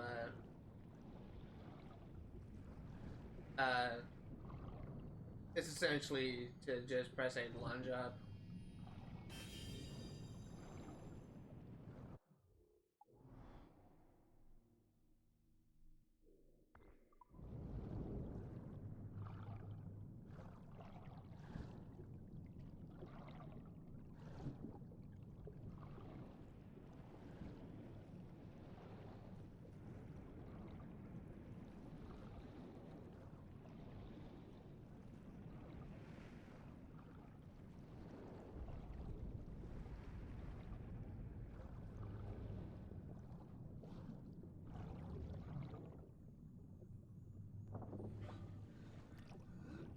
I will say I do really enjoy these underwater missions. They're actually really fun.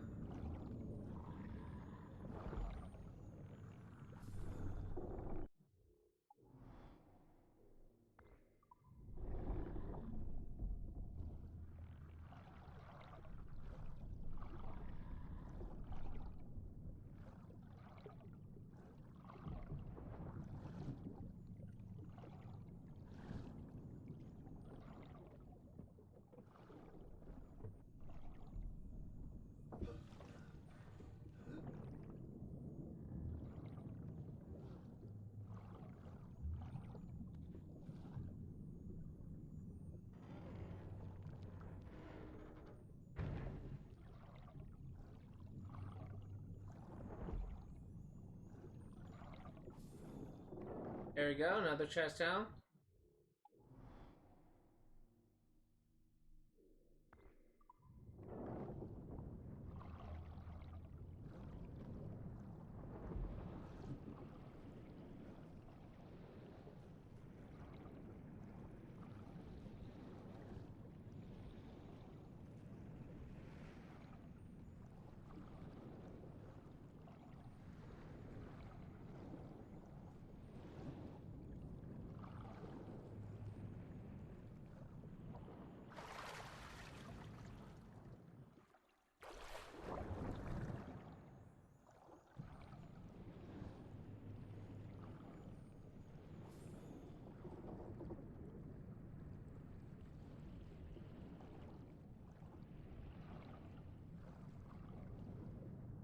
Surprised I haven't like hit over one of those jellyfish yet. I'm assuming it probably will happen soon now that I say it.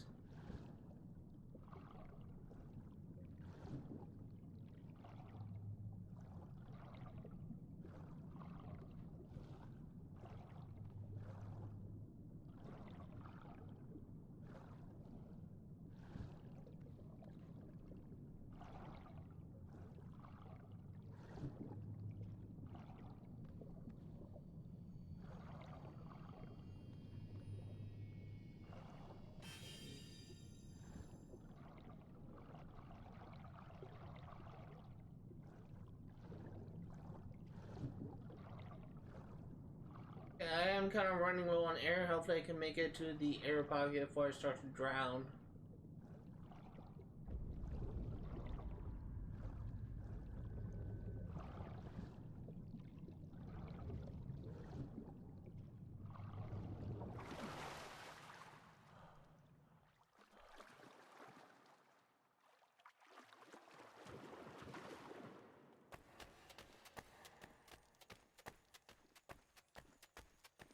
It's actually a really cool location. I love these underwater caverns, like when you're able to actually go out of underwater and you explore on land, because I feel like that just adds a lot of depth to what you can do with these locations.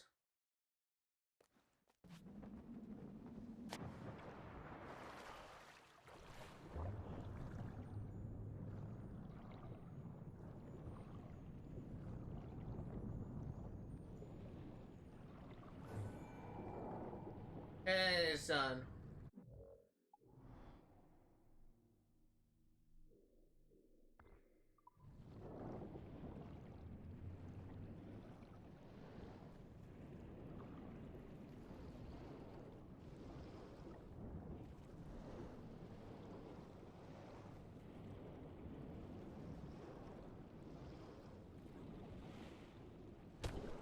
Ow.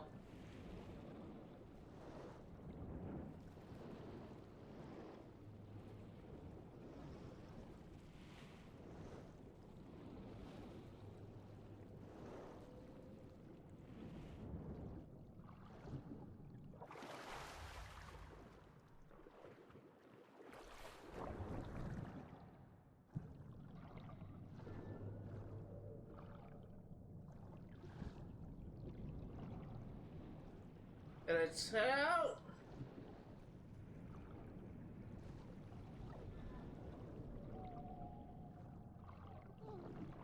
And there's a jellyfish. I knew that was gonna happen, like as I said, I probably should just have my mouth shut to avoid jinx. Oh, wow, that's really cool. Was that like a sperm whale? Is that a blue whale? I can't remember like what's the difference. I think it might be a sperm whale.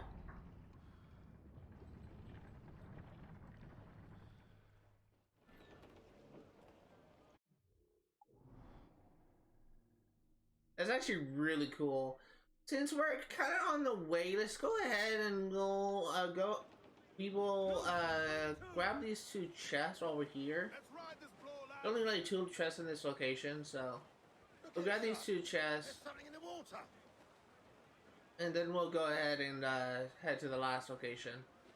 I think I'm gonna like do fishing and try and do like the naval combat farming off screen. I will say, I will at the very most be getting like 3 upgrades. The broadside cannon upgrade, the mortar upgrade, the ram upgrade. And I think that's it. I may also get round shot upgrade, I'm not sure. But that's literally just my goal for right now.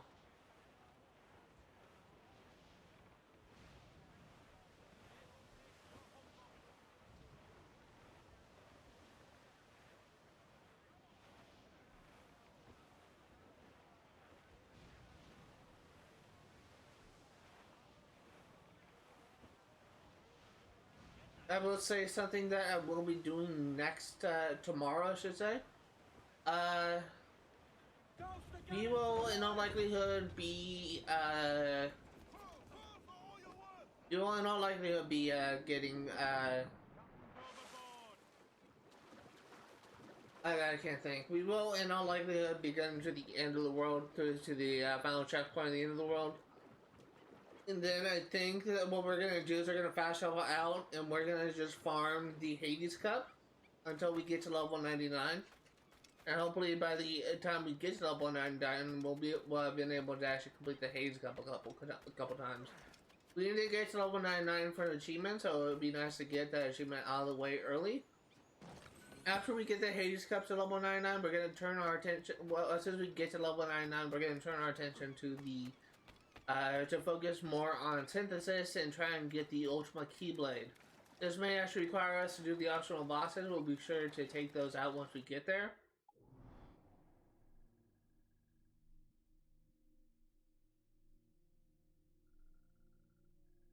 Beyond that, I think that that's essentially like all that we are going to do. I will say, we're kind of like approaching at the end of this playthrough, the end of the current playthrough. Remember, there's going to be like 3 different playthroughs for Kingdom Hearts 1. One of them is on normal, which will be 400%. The other ones will be on easy, where I'm going to be going for the unarmored run. And finally, a 3rd playthrough for hard. I said before, it's very possible that by the end of my first playthrough, I might kind of end things off, like with me being unable to get to,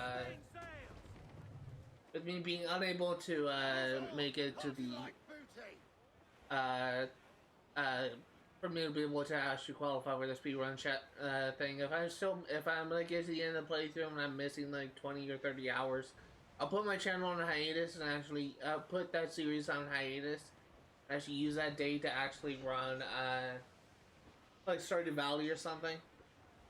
And this I will basically, like, before I start streaming, or really just in between like each thing, I will actually be idle on Kingdom Hearts 1 until the thing resets. This will be a very boring thing, which is why that I'm not, I'm gonna be putting on hiatus so I can actually work on other projects instead of just not actually working on anything at all. But just know that that is what I'm gonna be going for. What is gonna happen in the future. This will also mean that we will have more times to work on Stardew Valley, which could mean that we may actually finish Stardew Valley a little bit faster. The Stardew Valley, according to howlongtobeat.com, just as a reminder, takes an average of 150 hours to complete. We are currently about 39 hours into the game, so we are a quarter... You're about a 5th of the way there. If I'm doing my math right. Almost 2/5. Wait. 2/6 of the way there, almost. If I'm doing my math right. I'm assuming that maybe, if I do put this series on hiatus to actually try and like get the speedrun achievement, what I may end up doing is, well, I'll definitely be streaming Kingdom Hearts, Stardew Valley, and we will be making some more progress on that game a little bit faster. Captain's home.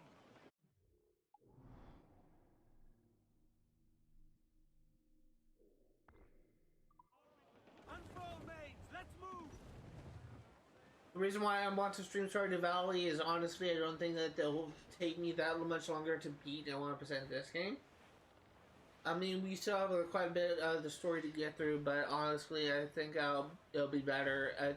I still think that Stardew Valley will take longer to complete than this game, so that's why I want to use that day as an additional day to stream Stardew Valley.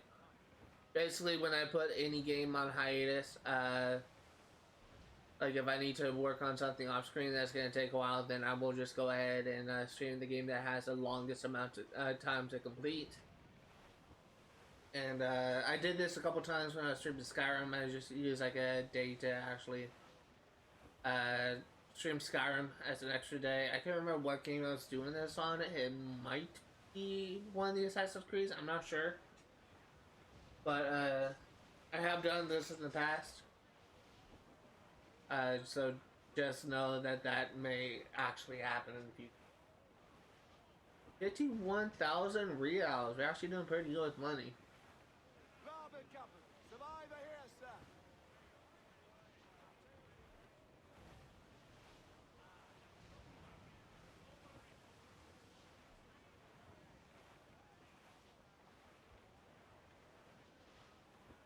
And looks like this is another smuggler thing, so looks like we're gonna have some more fun here.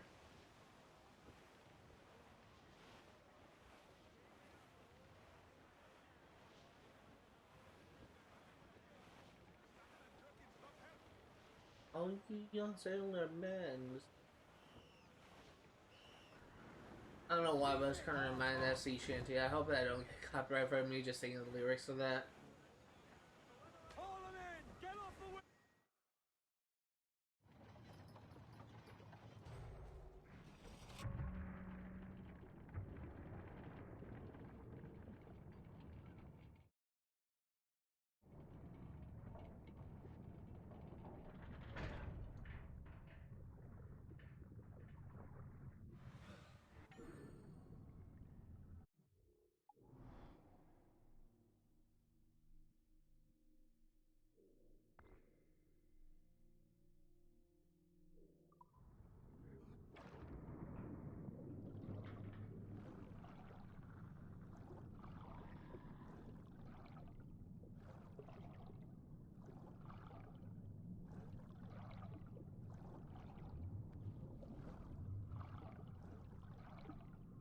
I do love these on-wire locations. They just kind of added so much depth to this game.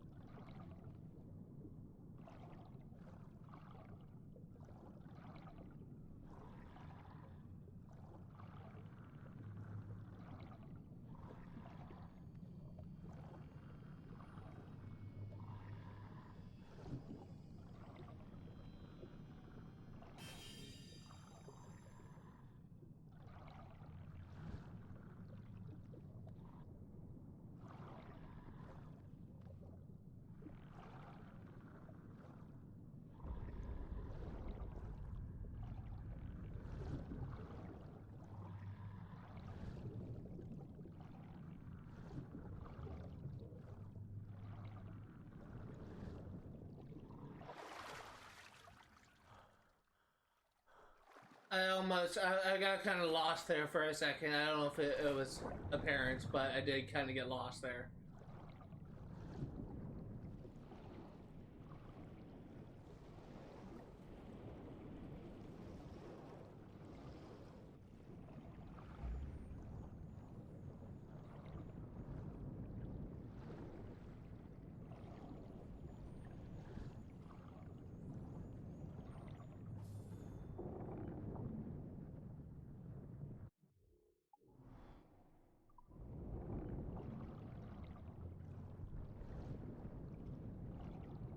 What's next?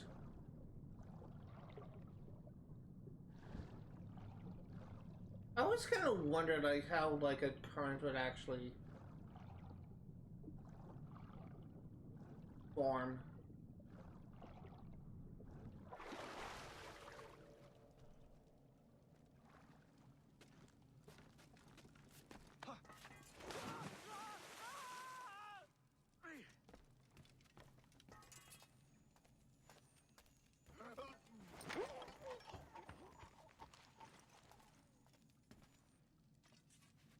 Got a sword.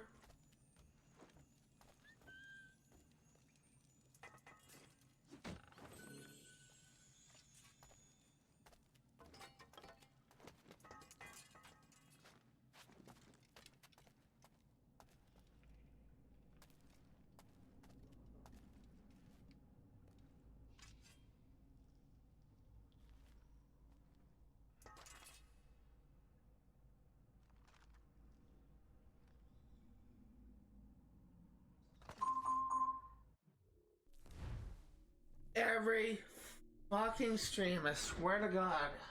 If my network is not safe, I wouldn't be using it.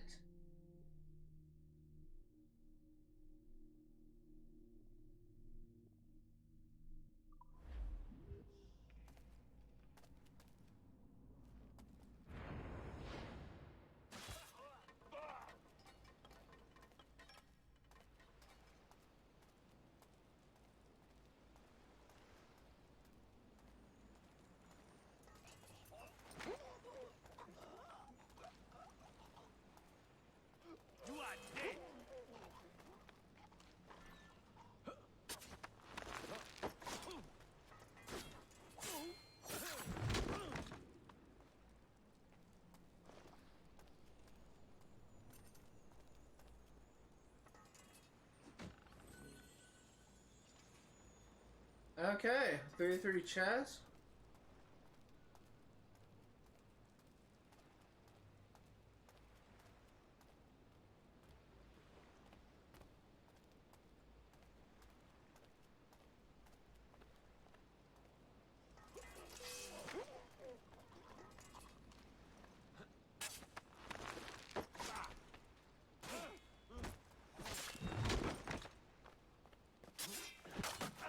There we go. It's swim up to the top. Swim up to the top. It's climb this ladder. At least I think there is a ladder here.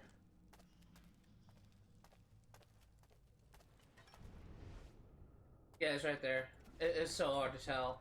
It's so dark.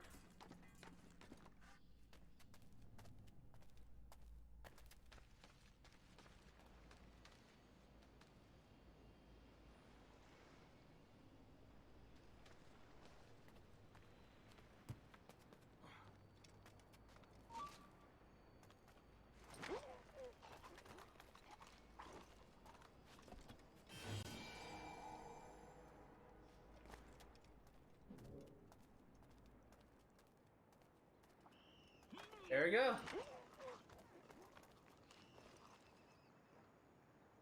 And my antivirus program on this point is giving me issues. That's great.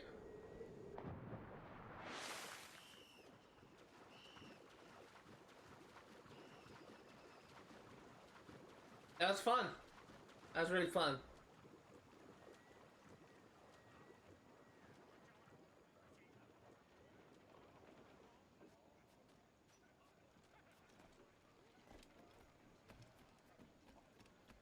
Captain, can we?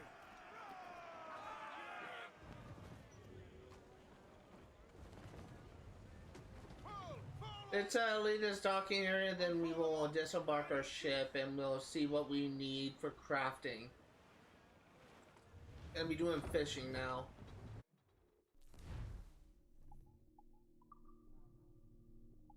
Pistol holster needs 2 humpback whale skins.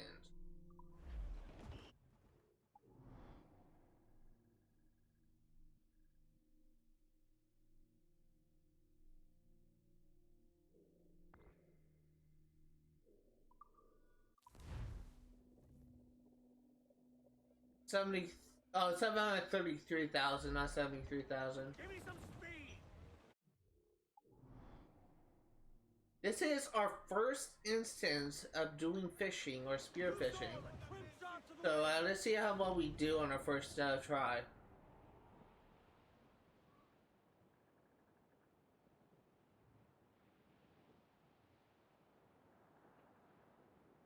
Hopefully we aren't locked behind like a requirement for the story.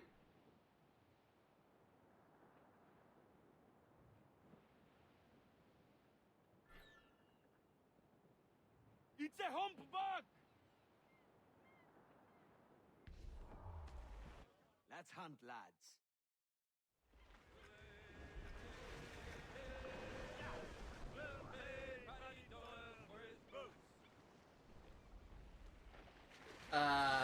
He's over there!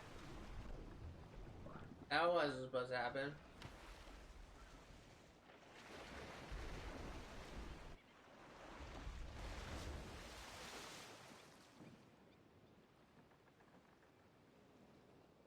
Something's coming.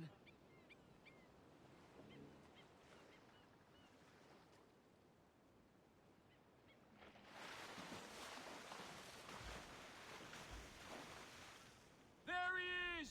Larboard bow! Where?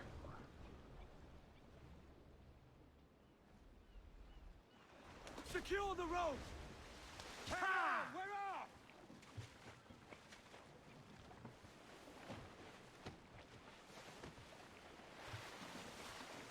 Ha! You see that, lads? I don't know Watch it! why that sea shanty was playing. It really shouldn't have played.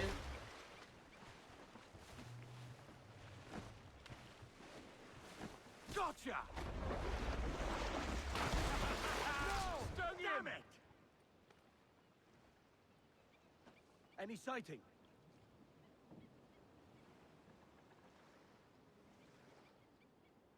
Gonna charge us. That's right! Hire yourself out!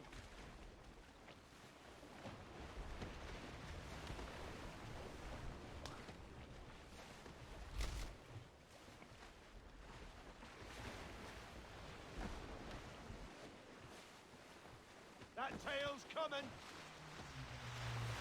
It's weakening!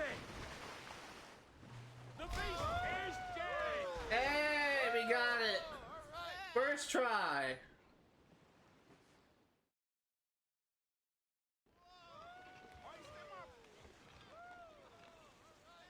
No idea we're gonna fit down the hole. A fine haul today, sir. Where's another humpback spot? Killer whale, that is a great white bull shark.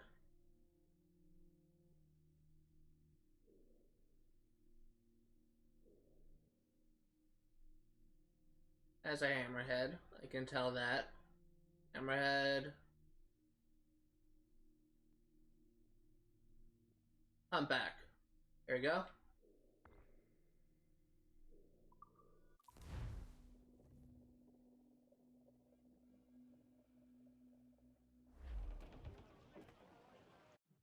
That's actually really fun. I actually 100%ed the entirety of Assassin's Creed Rogue, the Assassin's Creed Rogue Remastered to be specific. And I actually had a really good time with the spearfishing. I never actually tried it in this game my first time I played it, this game. So this is actually my first experience with spearfishing, but it actually handles exactly the same as in Assassin's Creed Rogue. The only thing that kind of surprised me was I could have sworn there was like a brace for impact thing in Rogue, where at times like if you're hunting like a shark or a killer whale or something, like they can actually attack your ship or your boat. I was actually trying to brace at that time, but didn't actually have the ability to. And when I pressed X, instantly trying to brace, it's was trying to like tell me how to cancel the fishing thing. So I don't know if like bracing is even a thing in this. I guess I'll find out if I do some of the more aggressive things like killer whales or sharks. But yeah, that was actually my first experience with spearfishing in this game, and it kind of handles it exactly the same as Assassin's Creed Rogue.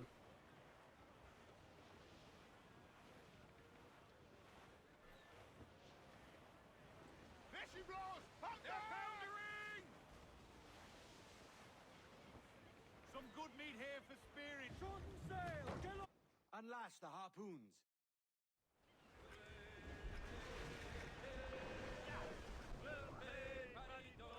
I hope this, the fact that they just played like the Caverns song, I hope they don't I see him. get me in trouble on Twitch or YouTube. Rope secure, Captain.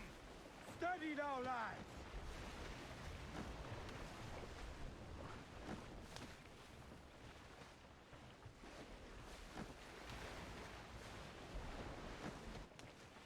Watch it! The tail! Stung him! The grand I shot, currently Captain. have sea shanties disabled, so I should Nice one! not be Stung I him should on the not rope. be having like them saying sea shanties. It's just because Where are you, you? they're programmed to do that.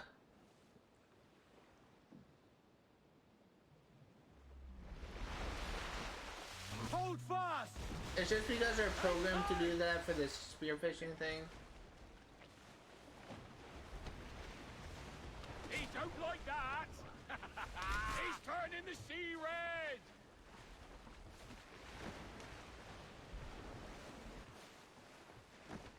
Watch it! The tail! Time to end this, Captain! Yes! he's There you go, done got it. Alright! Imagine it'll be more difficult if I do like a killer whale or a shark, but that's honestly not that bad. I remember like in Assassin's Creed Rogue, like there's actually a narwhal, like those whales with the horns on their heads. Actually, that was actually really cool.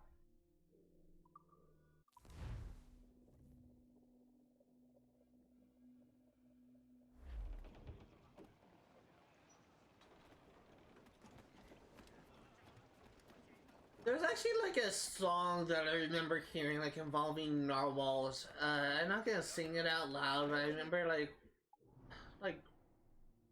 years before I even like considered like recording, like being like a content creator. I remember like there was like a song like involving narwhals, like it's like some like elementary song or something like that. I can't remember what it was essentially supposed to be about, but I remember that being a thing.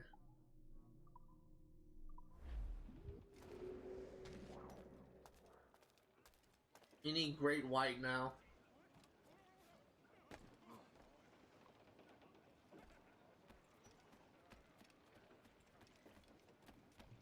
Captain has the helm.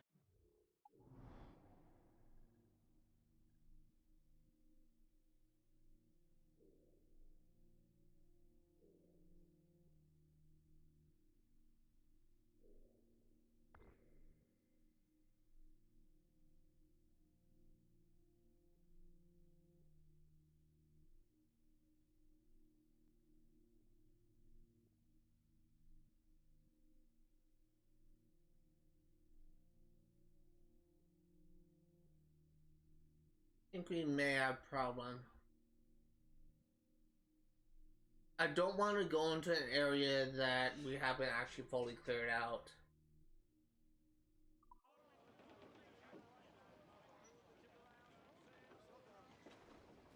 Let us actually, since we kind of hit a wall as of right now, I don't want to like go into like a hard area and start working on a new area. I'd rather just take to my guns and say I can clear out one area per sequence. Let's actually focus on naval combat for the remainder of the stream. We need 500 iron. Let's go ahead and try and do that.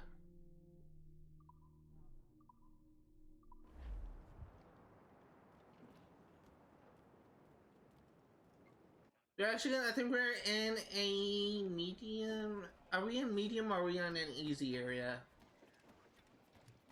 You're not be able to leave this area. Well, we may not need to leave this area. We are in a medium. Let's focus on you. Let's see what you have. Loose and trim too.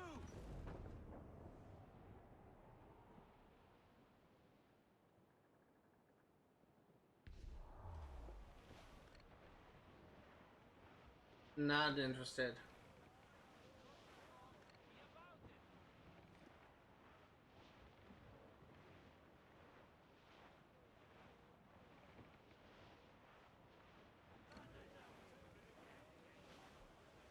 We have our target. I'm not actually, at this point, I'm not interested in getting any more frigates, but if I see a man of war, I'm gonna take it. Because it'd be nice if I could have 2 man of wars on my fleet. I'm just gonna plunder this and reduce my water level. Or prepare my jackdaw, whichever one comes first. Starboard. Some wrecked cargo adrift here, sir.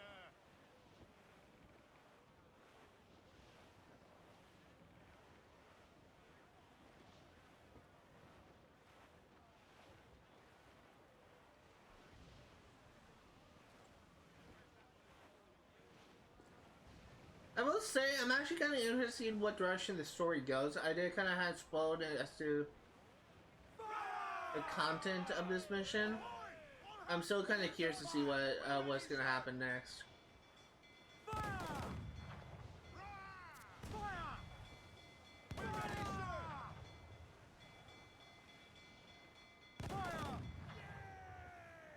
Look, Captain, the whole place shot down. Raise for impact. On your mark, Captain.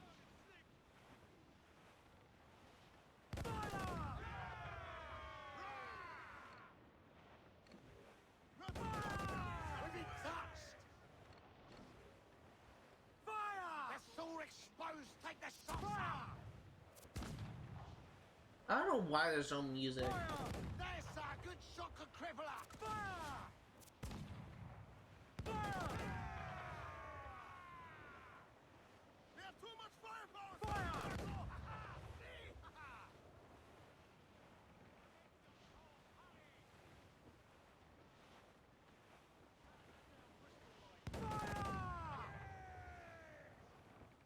Ready to fire, sir? I don't know where you think you're going, but you're not getting away from me. Race! Concentrate on the task at hand, sir!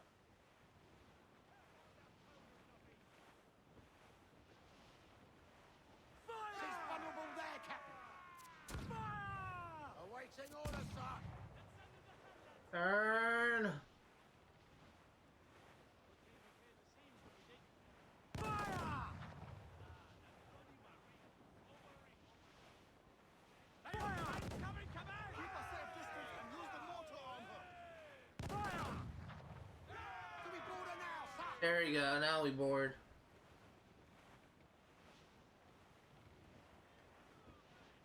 Incoming fire! Caution, Edward! Douse the gallows and oil! Use chain shot to slow her! Pull! Reel the levers in!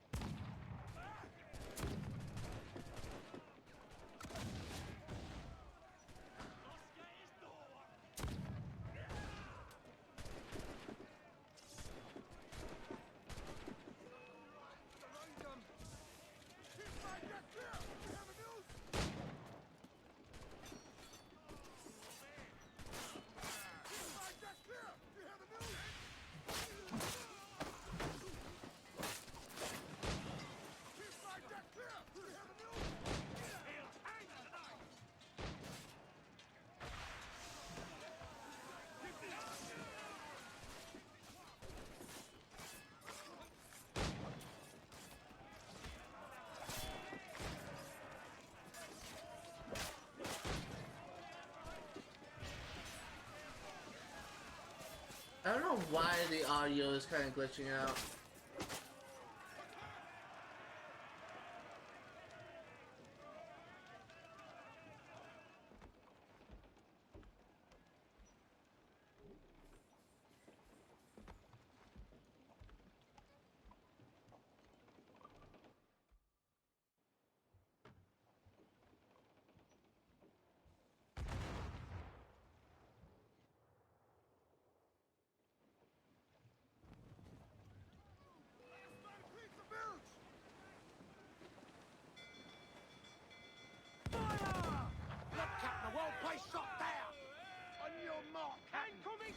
Oh, you are a good one.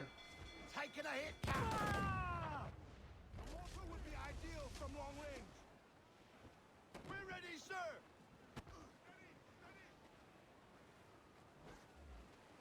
Fire!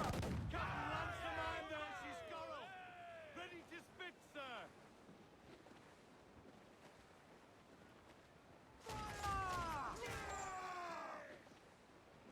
I'm actually gonna try and get alongside this guy and do a broadside. We got a couple of ships we need to take out. Damn! Are you mad, Captain? As much sail as you can! Want to try and get alongside it? Fill those sails! Their hit is Try mine's faster. Let's just try. Ready to fire! Let's just try and like weaken our broadsides. We're ready, sir! Fire! Let themselves exposed! Make him back up! Fire! Fire! I don't know what the heck it is doing. I get that it's trying to ram me, but it's not being nearly as effective as I would like. It's not being nearly as aggressive, I should say. In any case, we got it.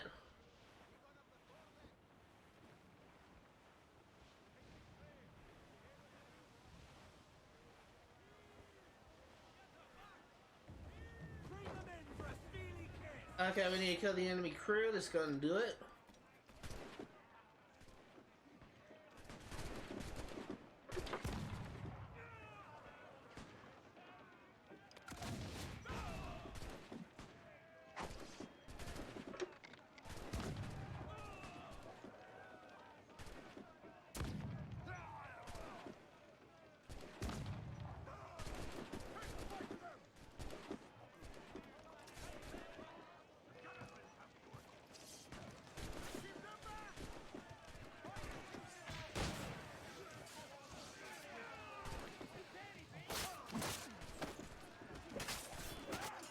There you go. It's over a launch level.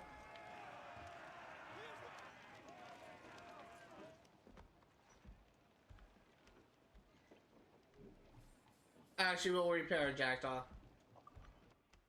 We got a bunch of schooners in the area. We'll use them to lower launch level.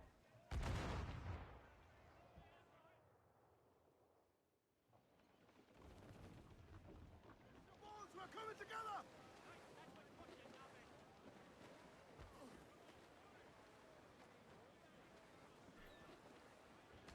Oh, heave-ho!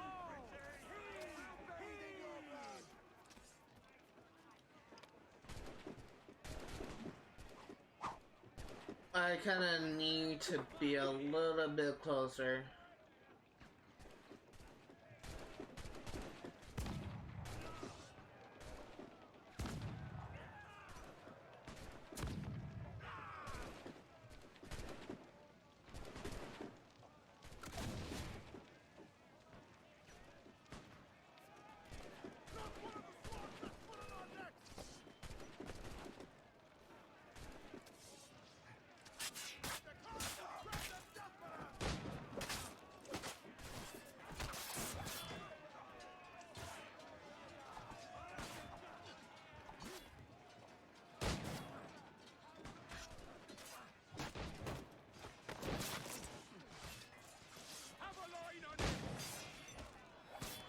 I'm on attack.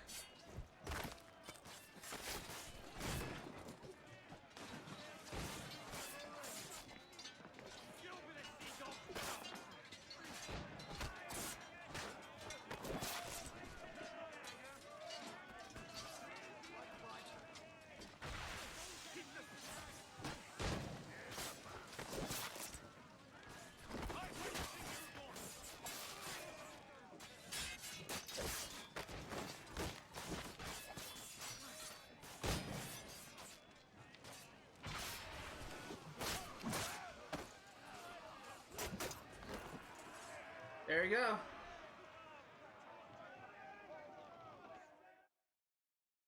This, I think, just had like one sugar, so it's probably not gonna give me anything. Yeah, one sugar. Lower launch level. I think this is even like a brig, so it's not even like a good ship. Will you sign on, lads?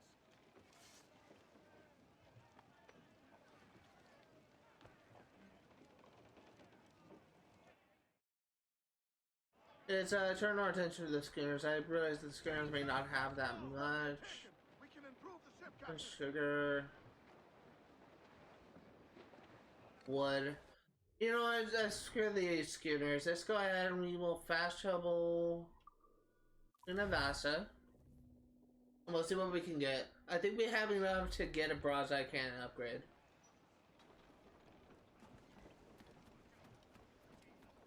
I really actually kind of wanted to reset my supplies. Care to lose all You the require my unwanted services? attention?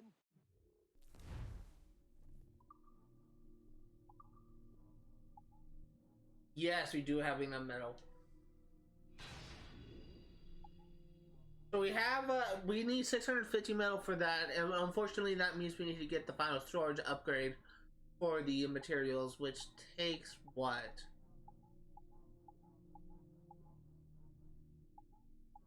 Actually, we can get that now, but I'm not gonna focus on that. I don't really need it right now.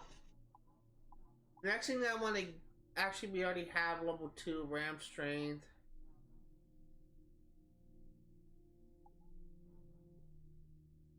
I think what I'm gonna get next is another upgrade for bow chasers. Probably won't be too helpful. I think I'm fine with round shot. I don't know if I want to get like an upgrade in mortars just yet. Something else? No, we don't. We actually have like the best heavy shot we can get right now. Honestly, I think I'm just about ready to do this. I'm gonna do this. I think I'm just about ready to like do the main story. But the thing that I want to do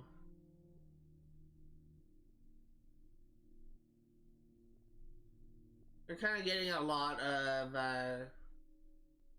cloth. I'm trying to like debate like how best to prepare myself, because I actually kind of realized I was a lot better off than I thought I was. Because our advantage shot and our elite round shot, our round shot is actually like pretty powerful. The only thing that we're missing as of right now is the elite stuff, but beyond that, I could get an upgrade advanced RAM, but I think that level 2 will be fine.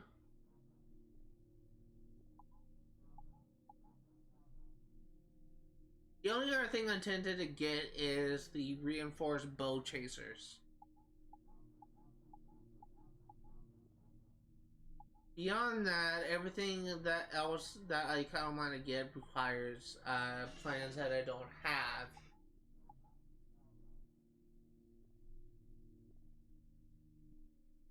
You know what I kind of want to do?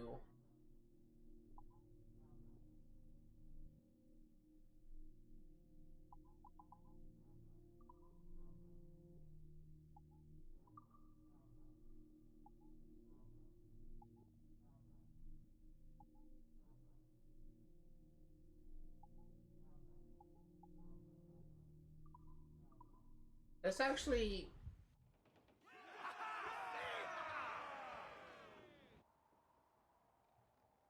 I can never tell like what's these sheet things are actually changing. It looks the same to me. Business well concluded. What I'm actually kind of wanting to do is I kind of want to go back to the the Great Anomalous, if we can get any upgrades. There are 39,000 right now. I never actually fully upgraded the Power Hideout, so I'm just curious to see what this actually gives me.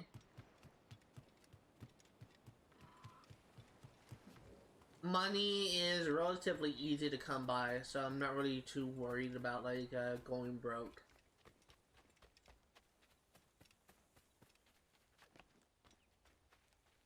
That's just something else I wanted to do, was get some more material, so we'll try not to spend too much money. I'm gonna like try and save like 5 or 10,000. Yeah, 39,000, so I think we can get the final upgrade for, assuming the final upgrade for the manor.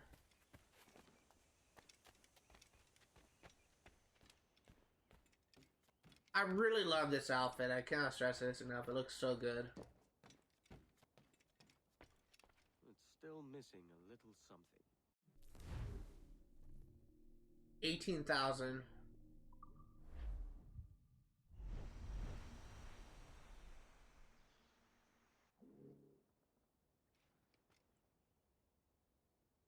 Now, what could I add to make it perfect? Ooh, 40,000. That is expensive.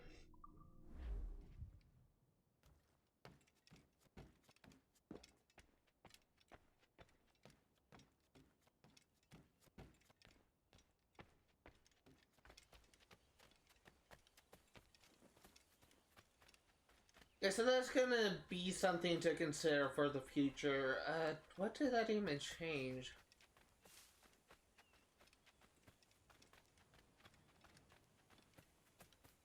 Back here, maybe?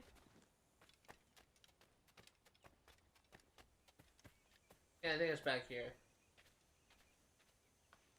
I don't know what changed back here, but I think that's bad saying this something back here did change.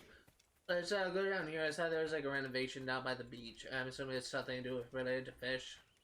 My best educated guess.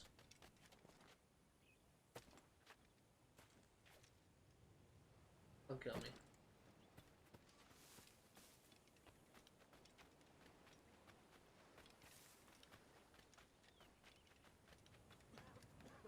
Been thinking, Captain. Why not build ourselves a grand old bonfire by the beach? The Oh, lads bonfire. would be able to cheer if they had such a spot to let loose. You savvy? 7,000, sure.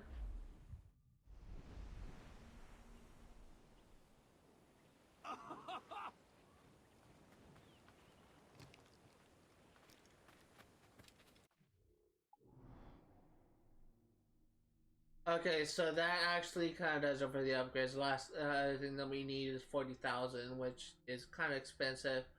We actually kind of got what I wanted, so let's go ahead and go to the general store. We will restock on our supplies. And, I think we may actually get started on the main mission. If I get, if it gets to be too much, then I'll just go ahead and,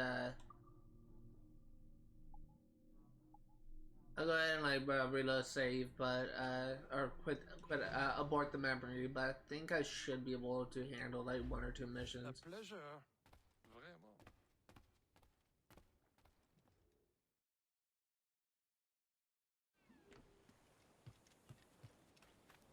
It's just kind of fun because I was thinking that we need to farm out, but I honestly think I'm actually prepared as is. So we'll see how prepared I am actually, but I think I should be fine. How fare you, Edward?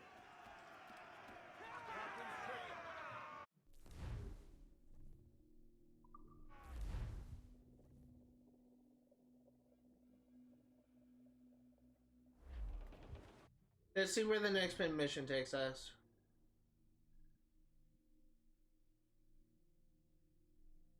Over here. Go fast travel to Abaco Island.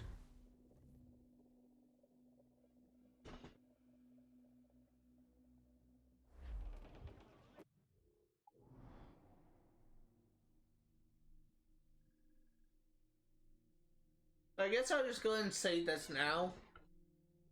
We likely will not be able to complete a sequence H, but we will be able to make progress on it.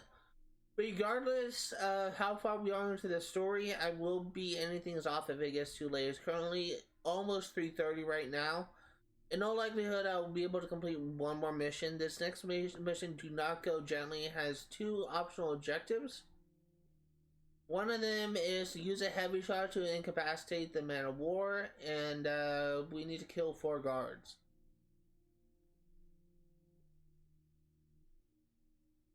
Go ahead and do it. Get the mains free! We ride the wind for all she's worth! I will say, so far I've been really enjoying this game. Did not mean to press RB, but I'm really enjoying this game. This game is kind of proven to be like a unexpected delight for me. I've been kind of like, been kind of worried about this game, if I'm gonna be honest here. Mainly because one of my friends just swears up and down this game is like the worst of the series, but yet I also hear from many different fans of Assassin's Creed that this game is one of the best of the series. I'm just gonna assume that my friend just doesn't know what he's talking about, or he didn't really give this game a fair chance. But so far I've been really enjoying this game, and I'm kind of looking forward to see what happens next in the story.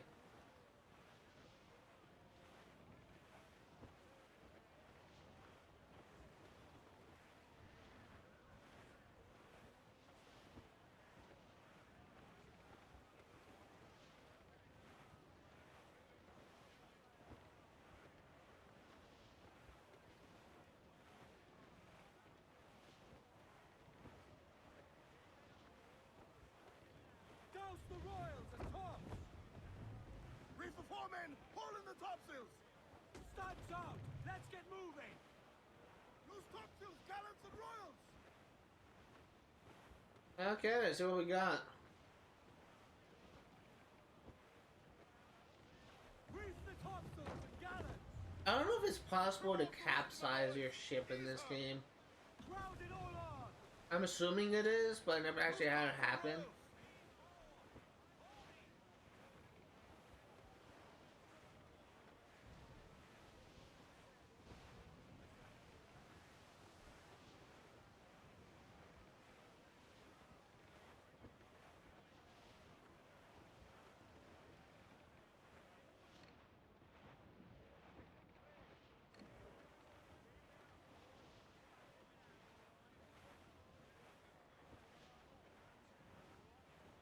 Okay, let's see what this mission has in store for us. It looks like that this may be the last thing that we do on Shamrock at the time. Some rich cargo here, sir!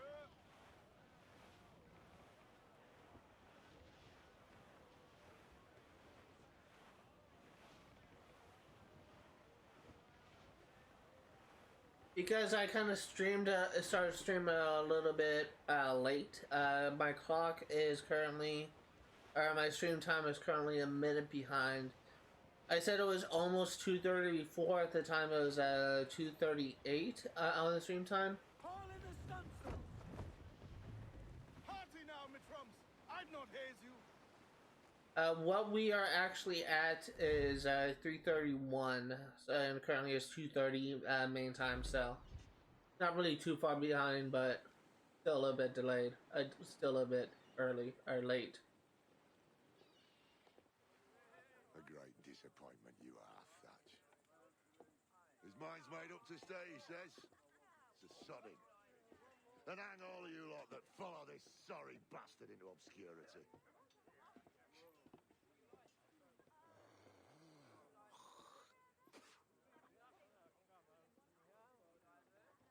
The man's a prick.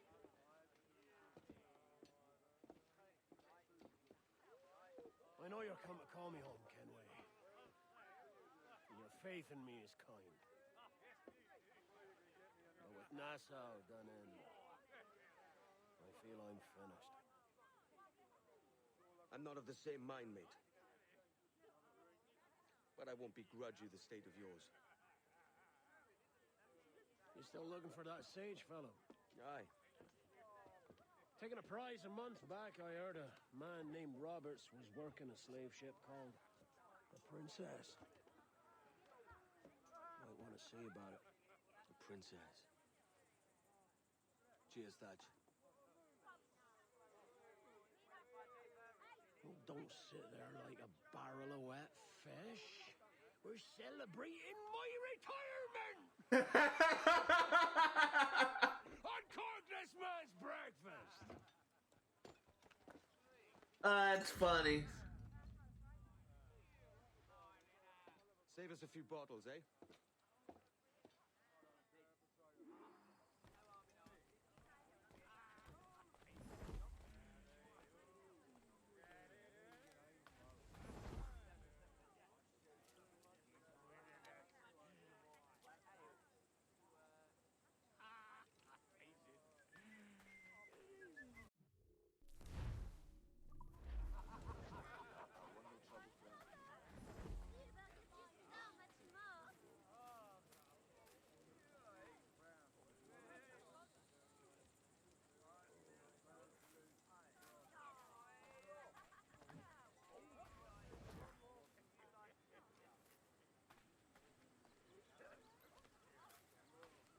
Okay, I see where this guy leads us.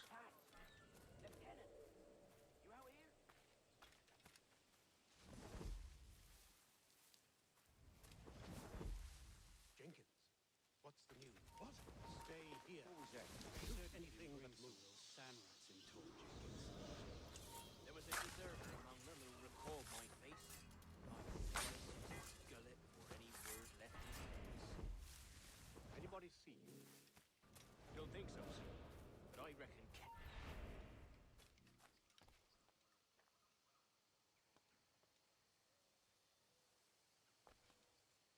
Don't think so, sir. But I reckon Kenway suspects something. He don't miss much. Tell me about the beach.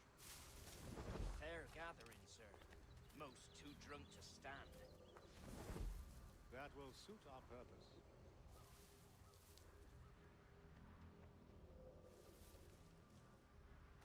Tell me about Edward Teach. What sort of man is he? It's Thatch, sir. At least that's what he calls himself. He's a mad bugger, he is. Cracked as a glass teapot, sir. Details, man. Stop talking in gibberish. Well, sir, he likes his drink, for instance. Only he makes them queer. Takes the usual rum flip and fills it with half a weight of gunpowder to top it off. Did I hear you were right? He drinks gunpowder? Aye, sir. Just for show. And only last week he rounded up a score of his crew and bade us sit in the hold of his ship while he burned off sulfur and other sickening minerals. We just sat there like it was one of a million pits of hell and nothing less ordinary. Good God! What the hell for? Like to test his crew is all. Tease out their fitness and what. Of course, it always turned out he was the fittest in the lot. Thought for a moment I'd die there. Bloody savages. Have no fear, soldier. This will be the end of them. Come on. It's time. Quickly, send the signal. And remember always this day. What the devil?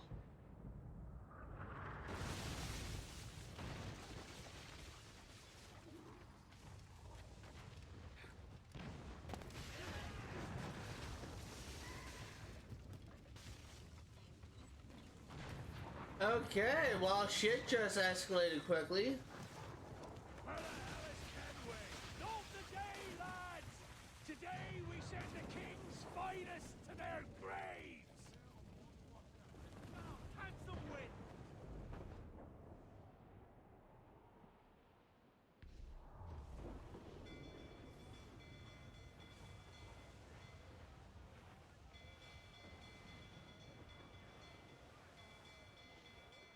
Stay out of their range, Captain! Fire! Damn these eyes! Mind the helm, sir. You would break us apart. Ease off the wind! The wave did not help matters.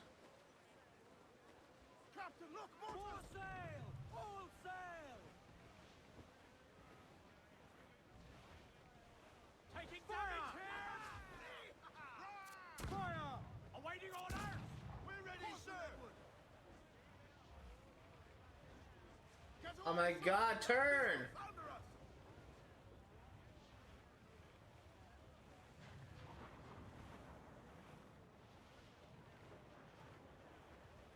They got us coming!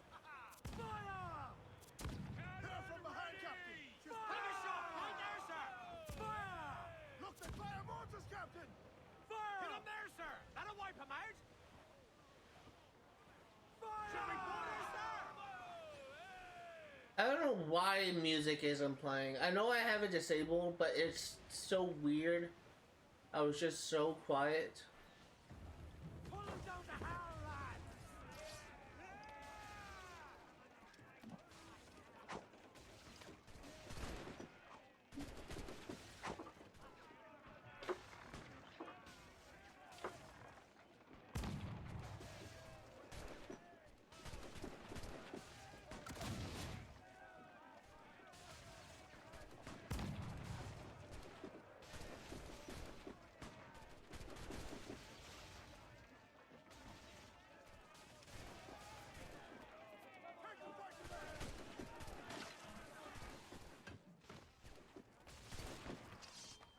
Do not let them board us!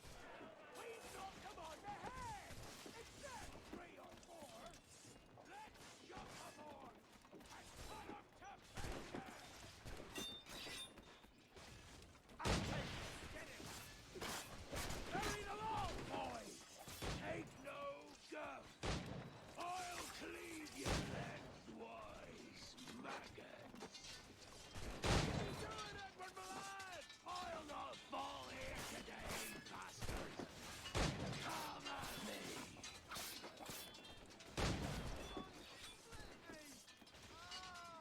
Can you fight free, lads? Can you make it clear?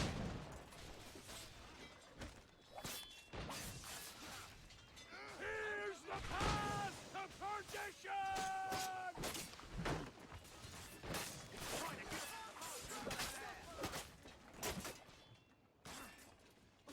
Mike, where do you think you're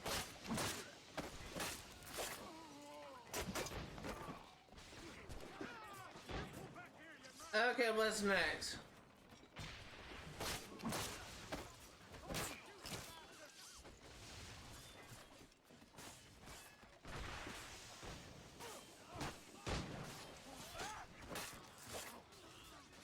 And now we...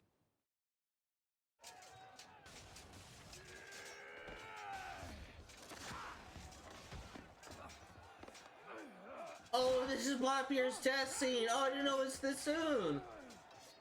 I know we're in Synchronize, but still. without gold! We might have been heroes!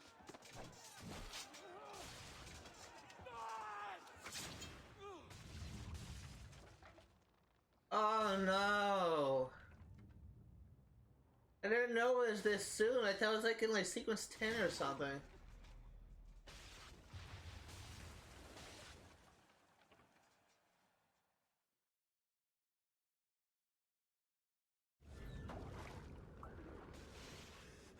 Naval, curse me. Where's the jackdaw?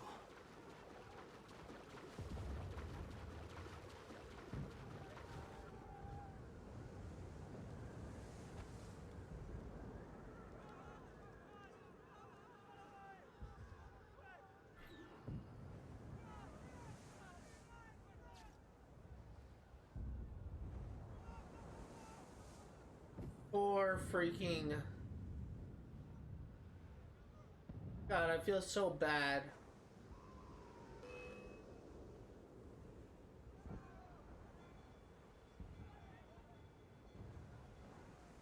That was such a kind of sad scene.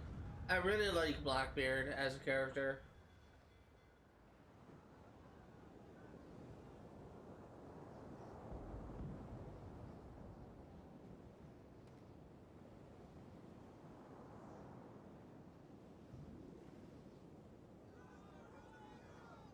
What a fight, sir.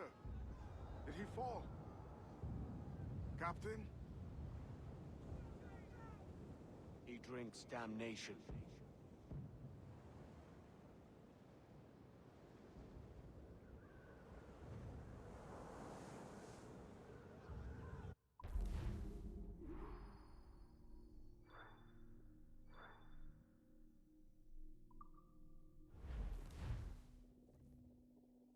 Wow. That's crazy.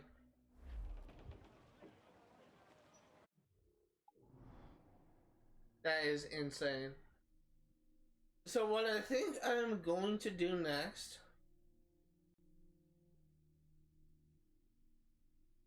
is I think I'm actually going to fast travel to this fort. I'm going to repair our jackdaw and then we're going to end the stream. I will say, that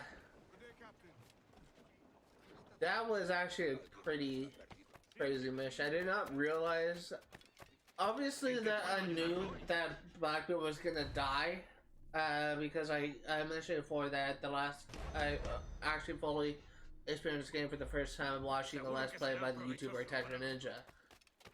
But I didn't know it was this soon. That was honestly kind of crazy. So unfortunately, I don't think we have enough time to do any more missions. I think we're just about out of time in general. It's currently 3:43, 7 minutes away from when I finish things off. I will say at the very next stream, the game I'm gonna stream, the very next game I'm gonna stream, next time I stream, I should say, we will be completing Sequence 8 and we will be exploring a new area. Sequence 8 only has 2 missions left, Vainglorious Bastards and Marooned. Beyond that, I think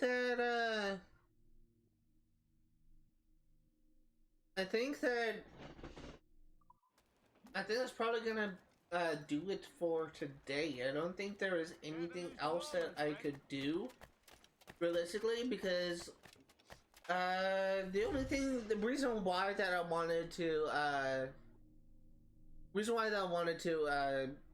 God, I can't think, focus on upgrading my ship was because of that Man of War. I wanted to make sure that at easy time when I faced off against it. And the only other thing that I was kind of interested in was actually upgrading my RAM for level 2. Because of the fact that we have a optional objective for this next mission to damage a ship with a ram. Before we end things off, I think I am actually gonna upgrade the ram to level 3. Currently it's level 2 right now. And beyond that, I think we're gonna end the live stream.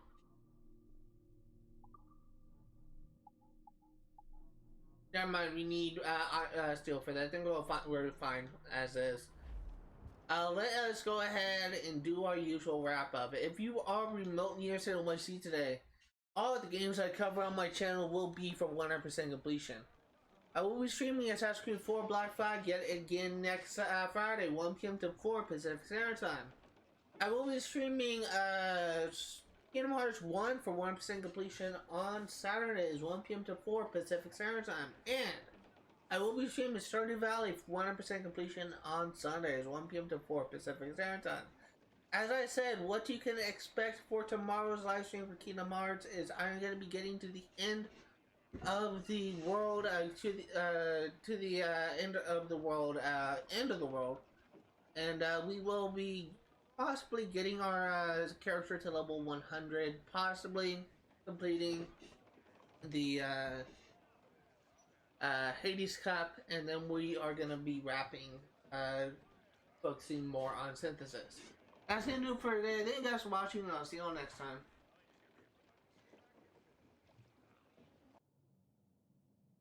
Hello everyone, my name is Zach, and welcome to another post-stream session for my Assassin's Creed 4 Black Flag series.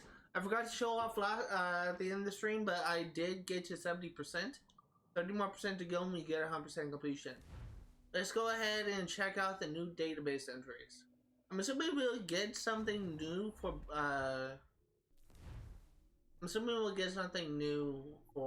what's the name? Thatch. First and foremost, new sea shanty is Captain Kidd. Once again, if you want to listen to these songs, highly encourage you to check out a video by the YouTuber Zevik, Z-E-V-I-K. There's a YouTube video where he plays all of the songs, all the sea shanties found in Assassin's Creed 4 Black Flag. Only a 39-minute video, and I think it has timestamps, so feel free to look up that song on your own. Alternatively, if you type in Captain Kidd Sea Shanty, you should be able to find a song for that. Going on to people. Edward Blackbeard Thatch. Died 1718, North Carolina?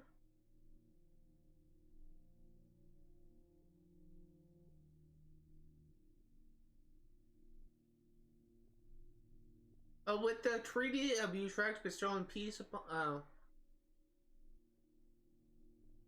never mind.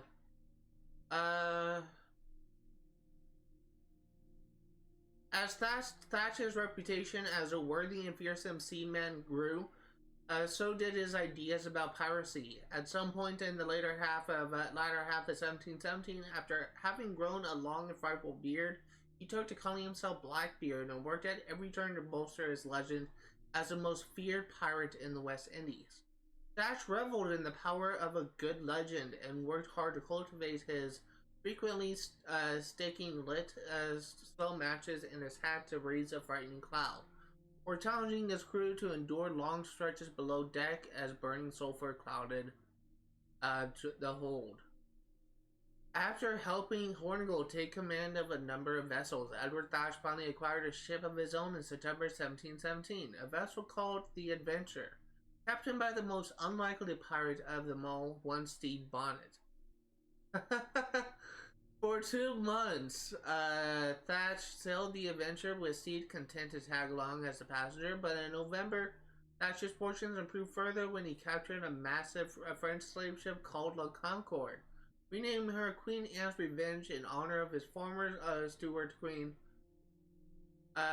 Edward Blackbeard Thatch was now one of the most feared and deadly pirates in the West Indies. For the next year, he terrorized the West Indies and environs before sailing north to the British colonies in North America. Here, he frightened the inhabitants of an entire city when he blockaded the port of Charleston in South Carolina in an attempt to acquire medicine for his ailing crew. But shortly after this audacious gambit, Blackbeard decided he'd had enough of the pirate life. He was nearing 40 and despite his ferocious reputation had lost his love for the pirate's game. In the early summer of 1718, he half-heartedly accepted a pardon from his friend Charles Eden, governor of North Carolina, but by late August of that same year he had fallen back into his old habits, restricting his activities to the southern coast of the North American British colonies. Unbeknownst to him, the governor of Virginia, Alexander Spotswood, was keenly aware of his continued piracies and was busy organizing a party to extirpate this next nest of vipers.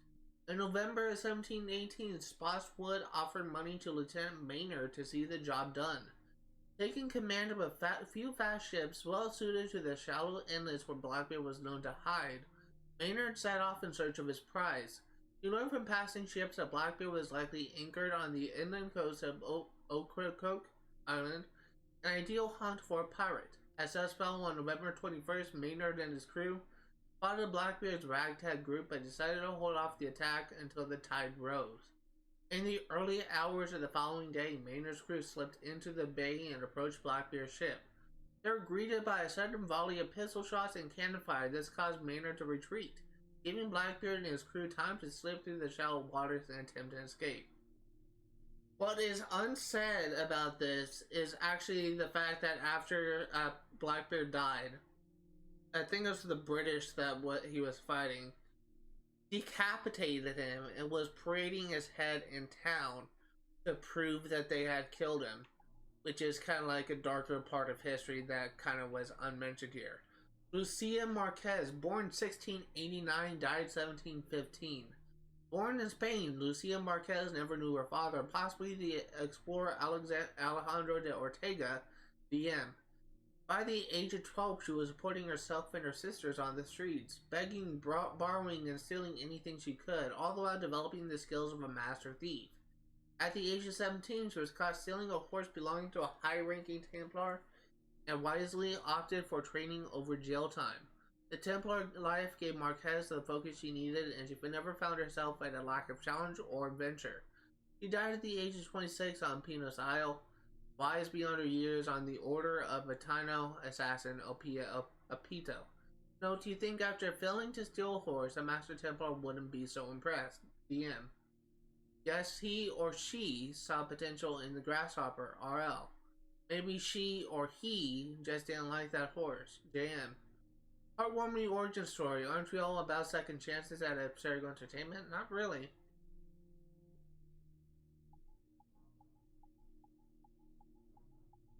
That's it for the new ones. We have locations.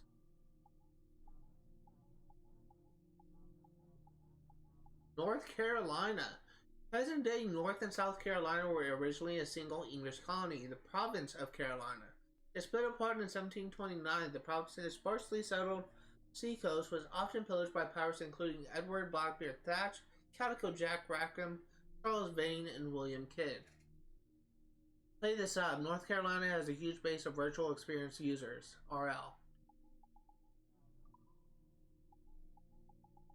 Art collection. Commode. Commode made by layering tortoise shells in grass.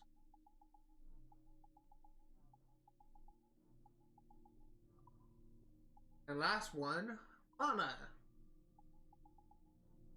Humpback whale. Known for emitting complex sequences of haunting moans, a humpback is a large whale up to 62 feet, 19 meters long. They migrate from the poles to the equator seasonally and travel in pods.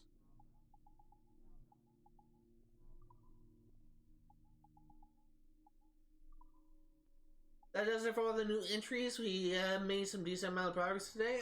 If you are interested, I'm assuming that it won't be long before I 100% everything. I'm guessing maybe in about like 5 or 6 more streams.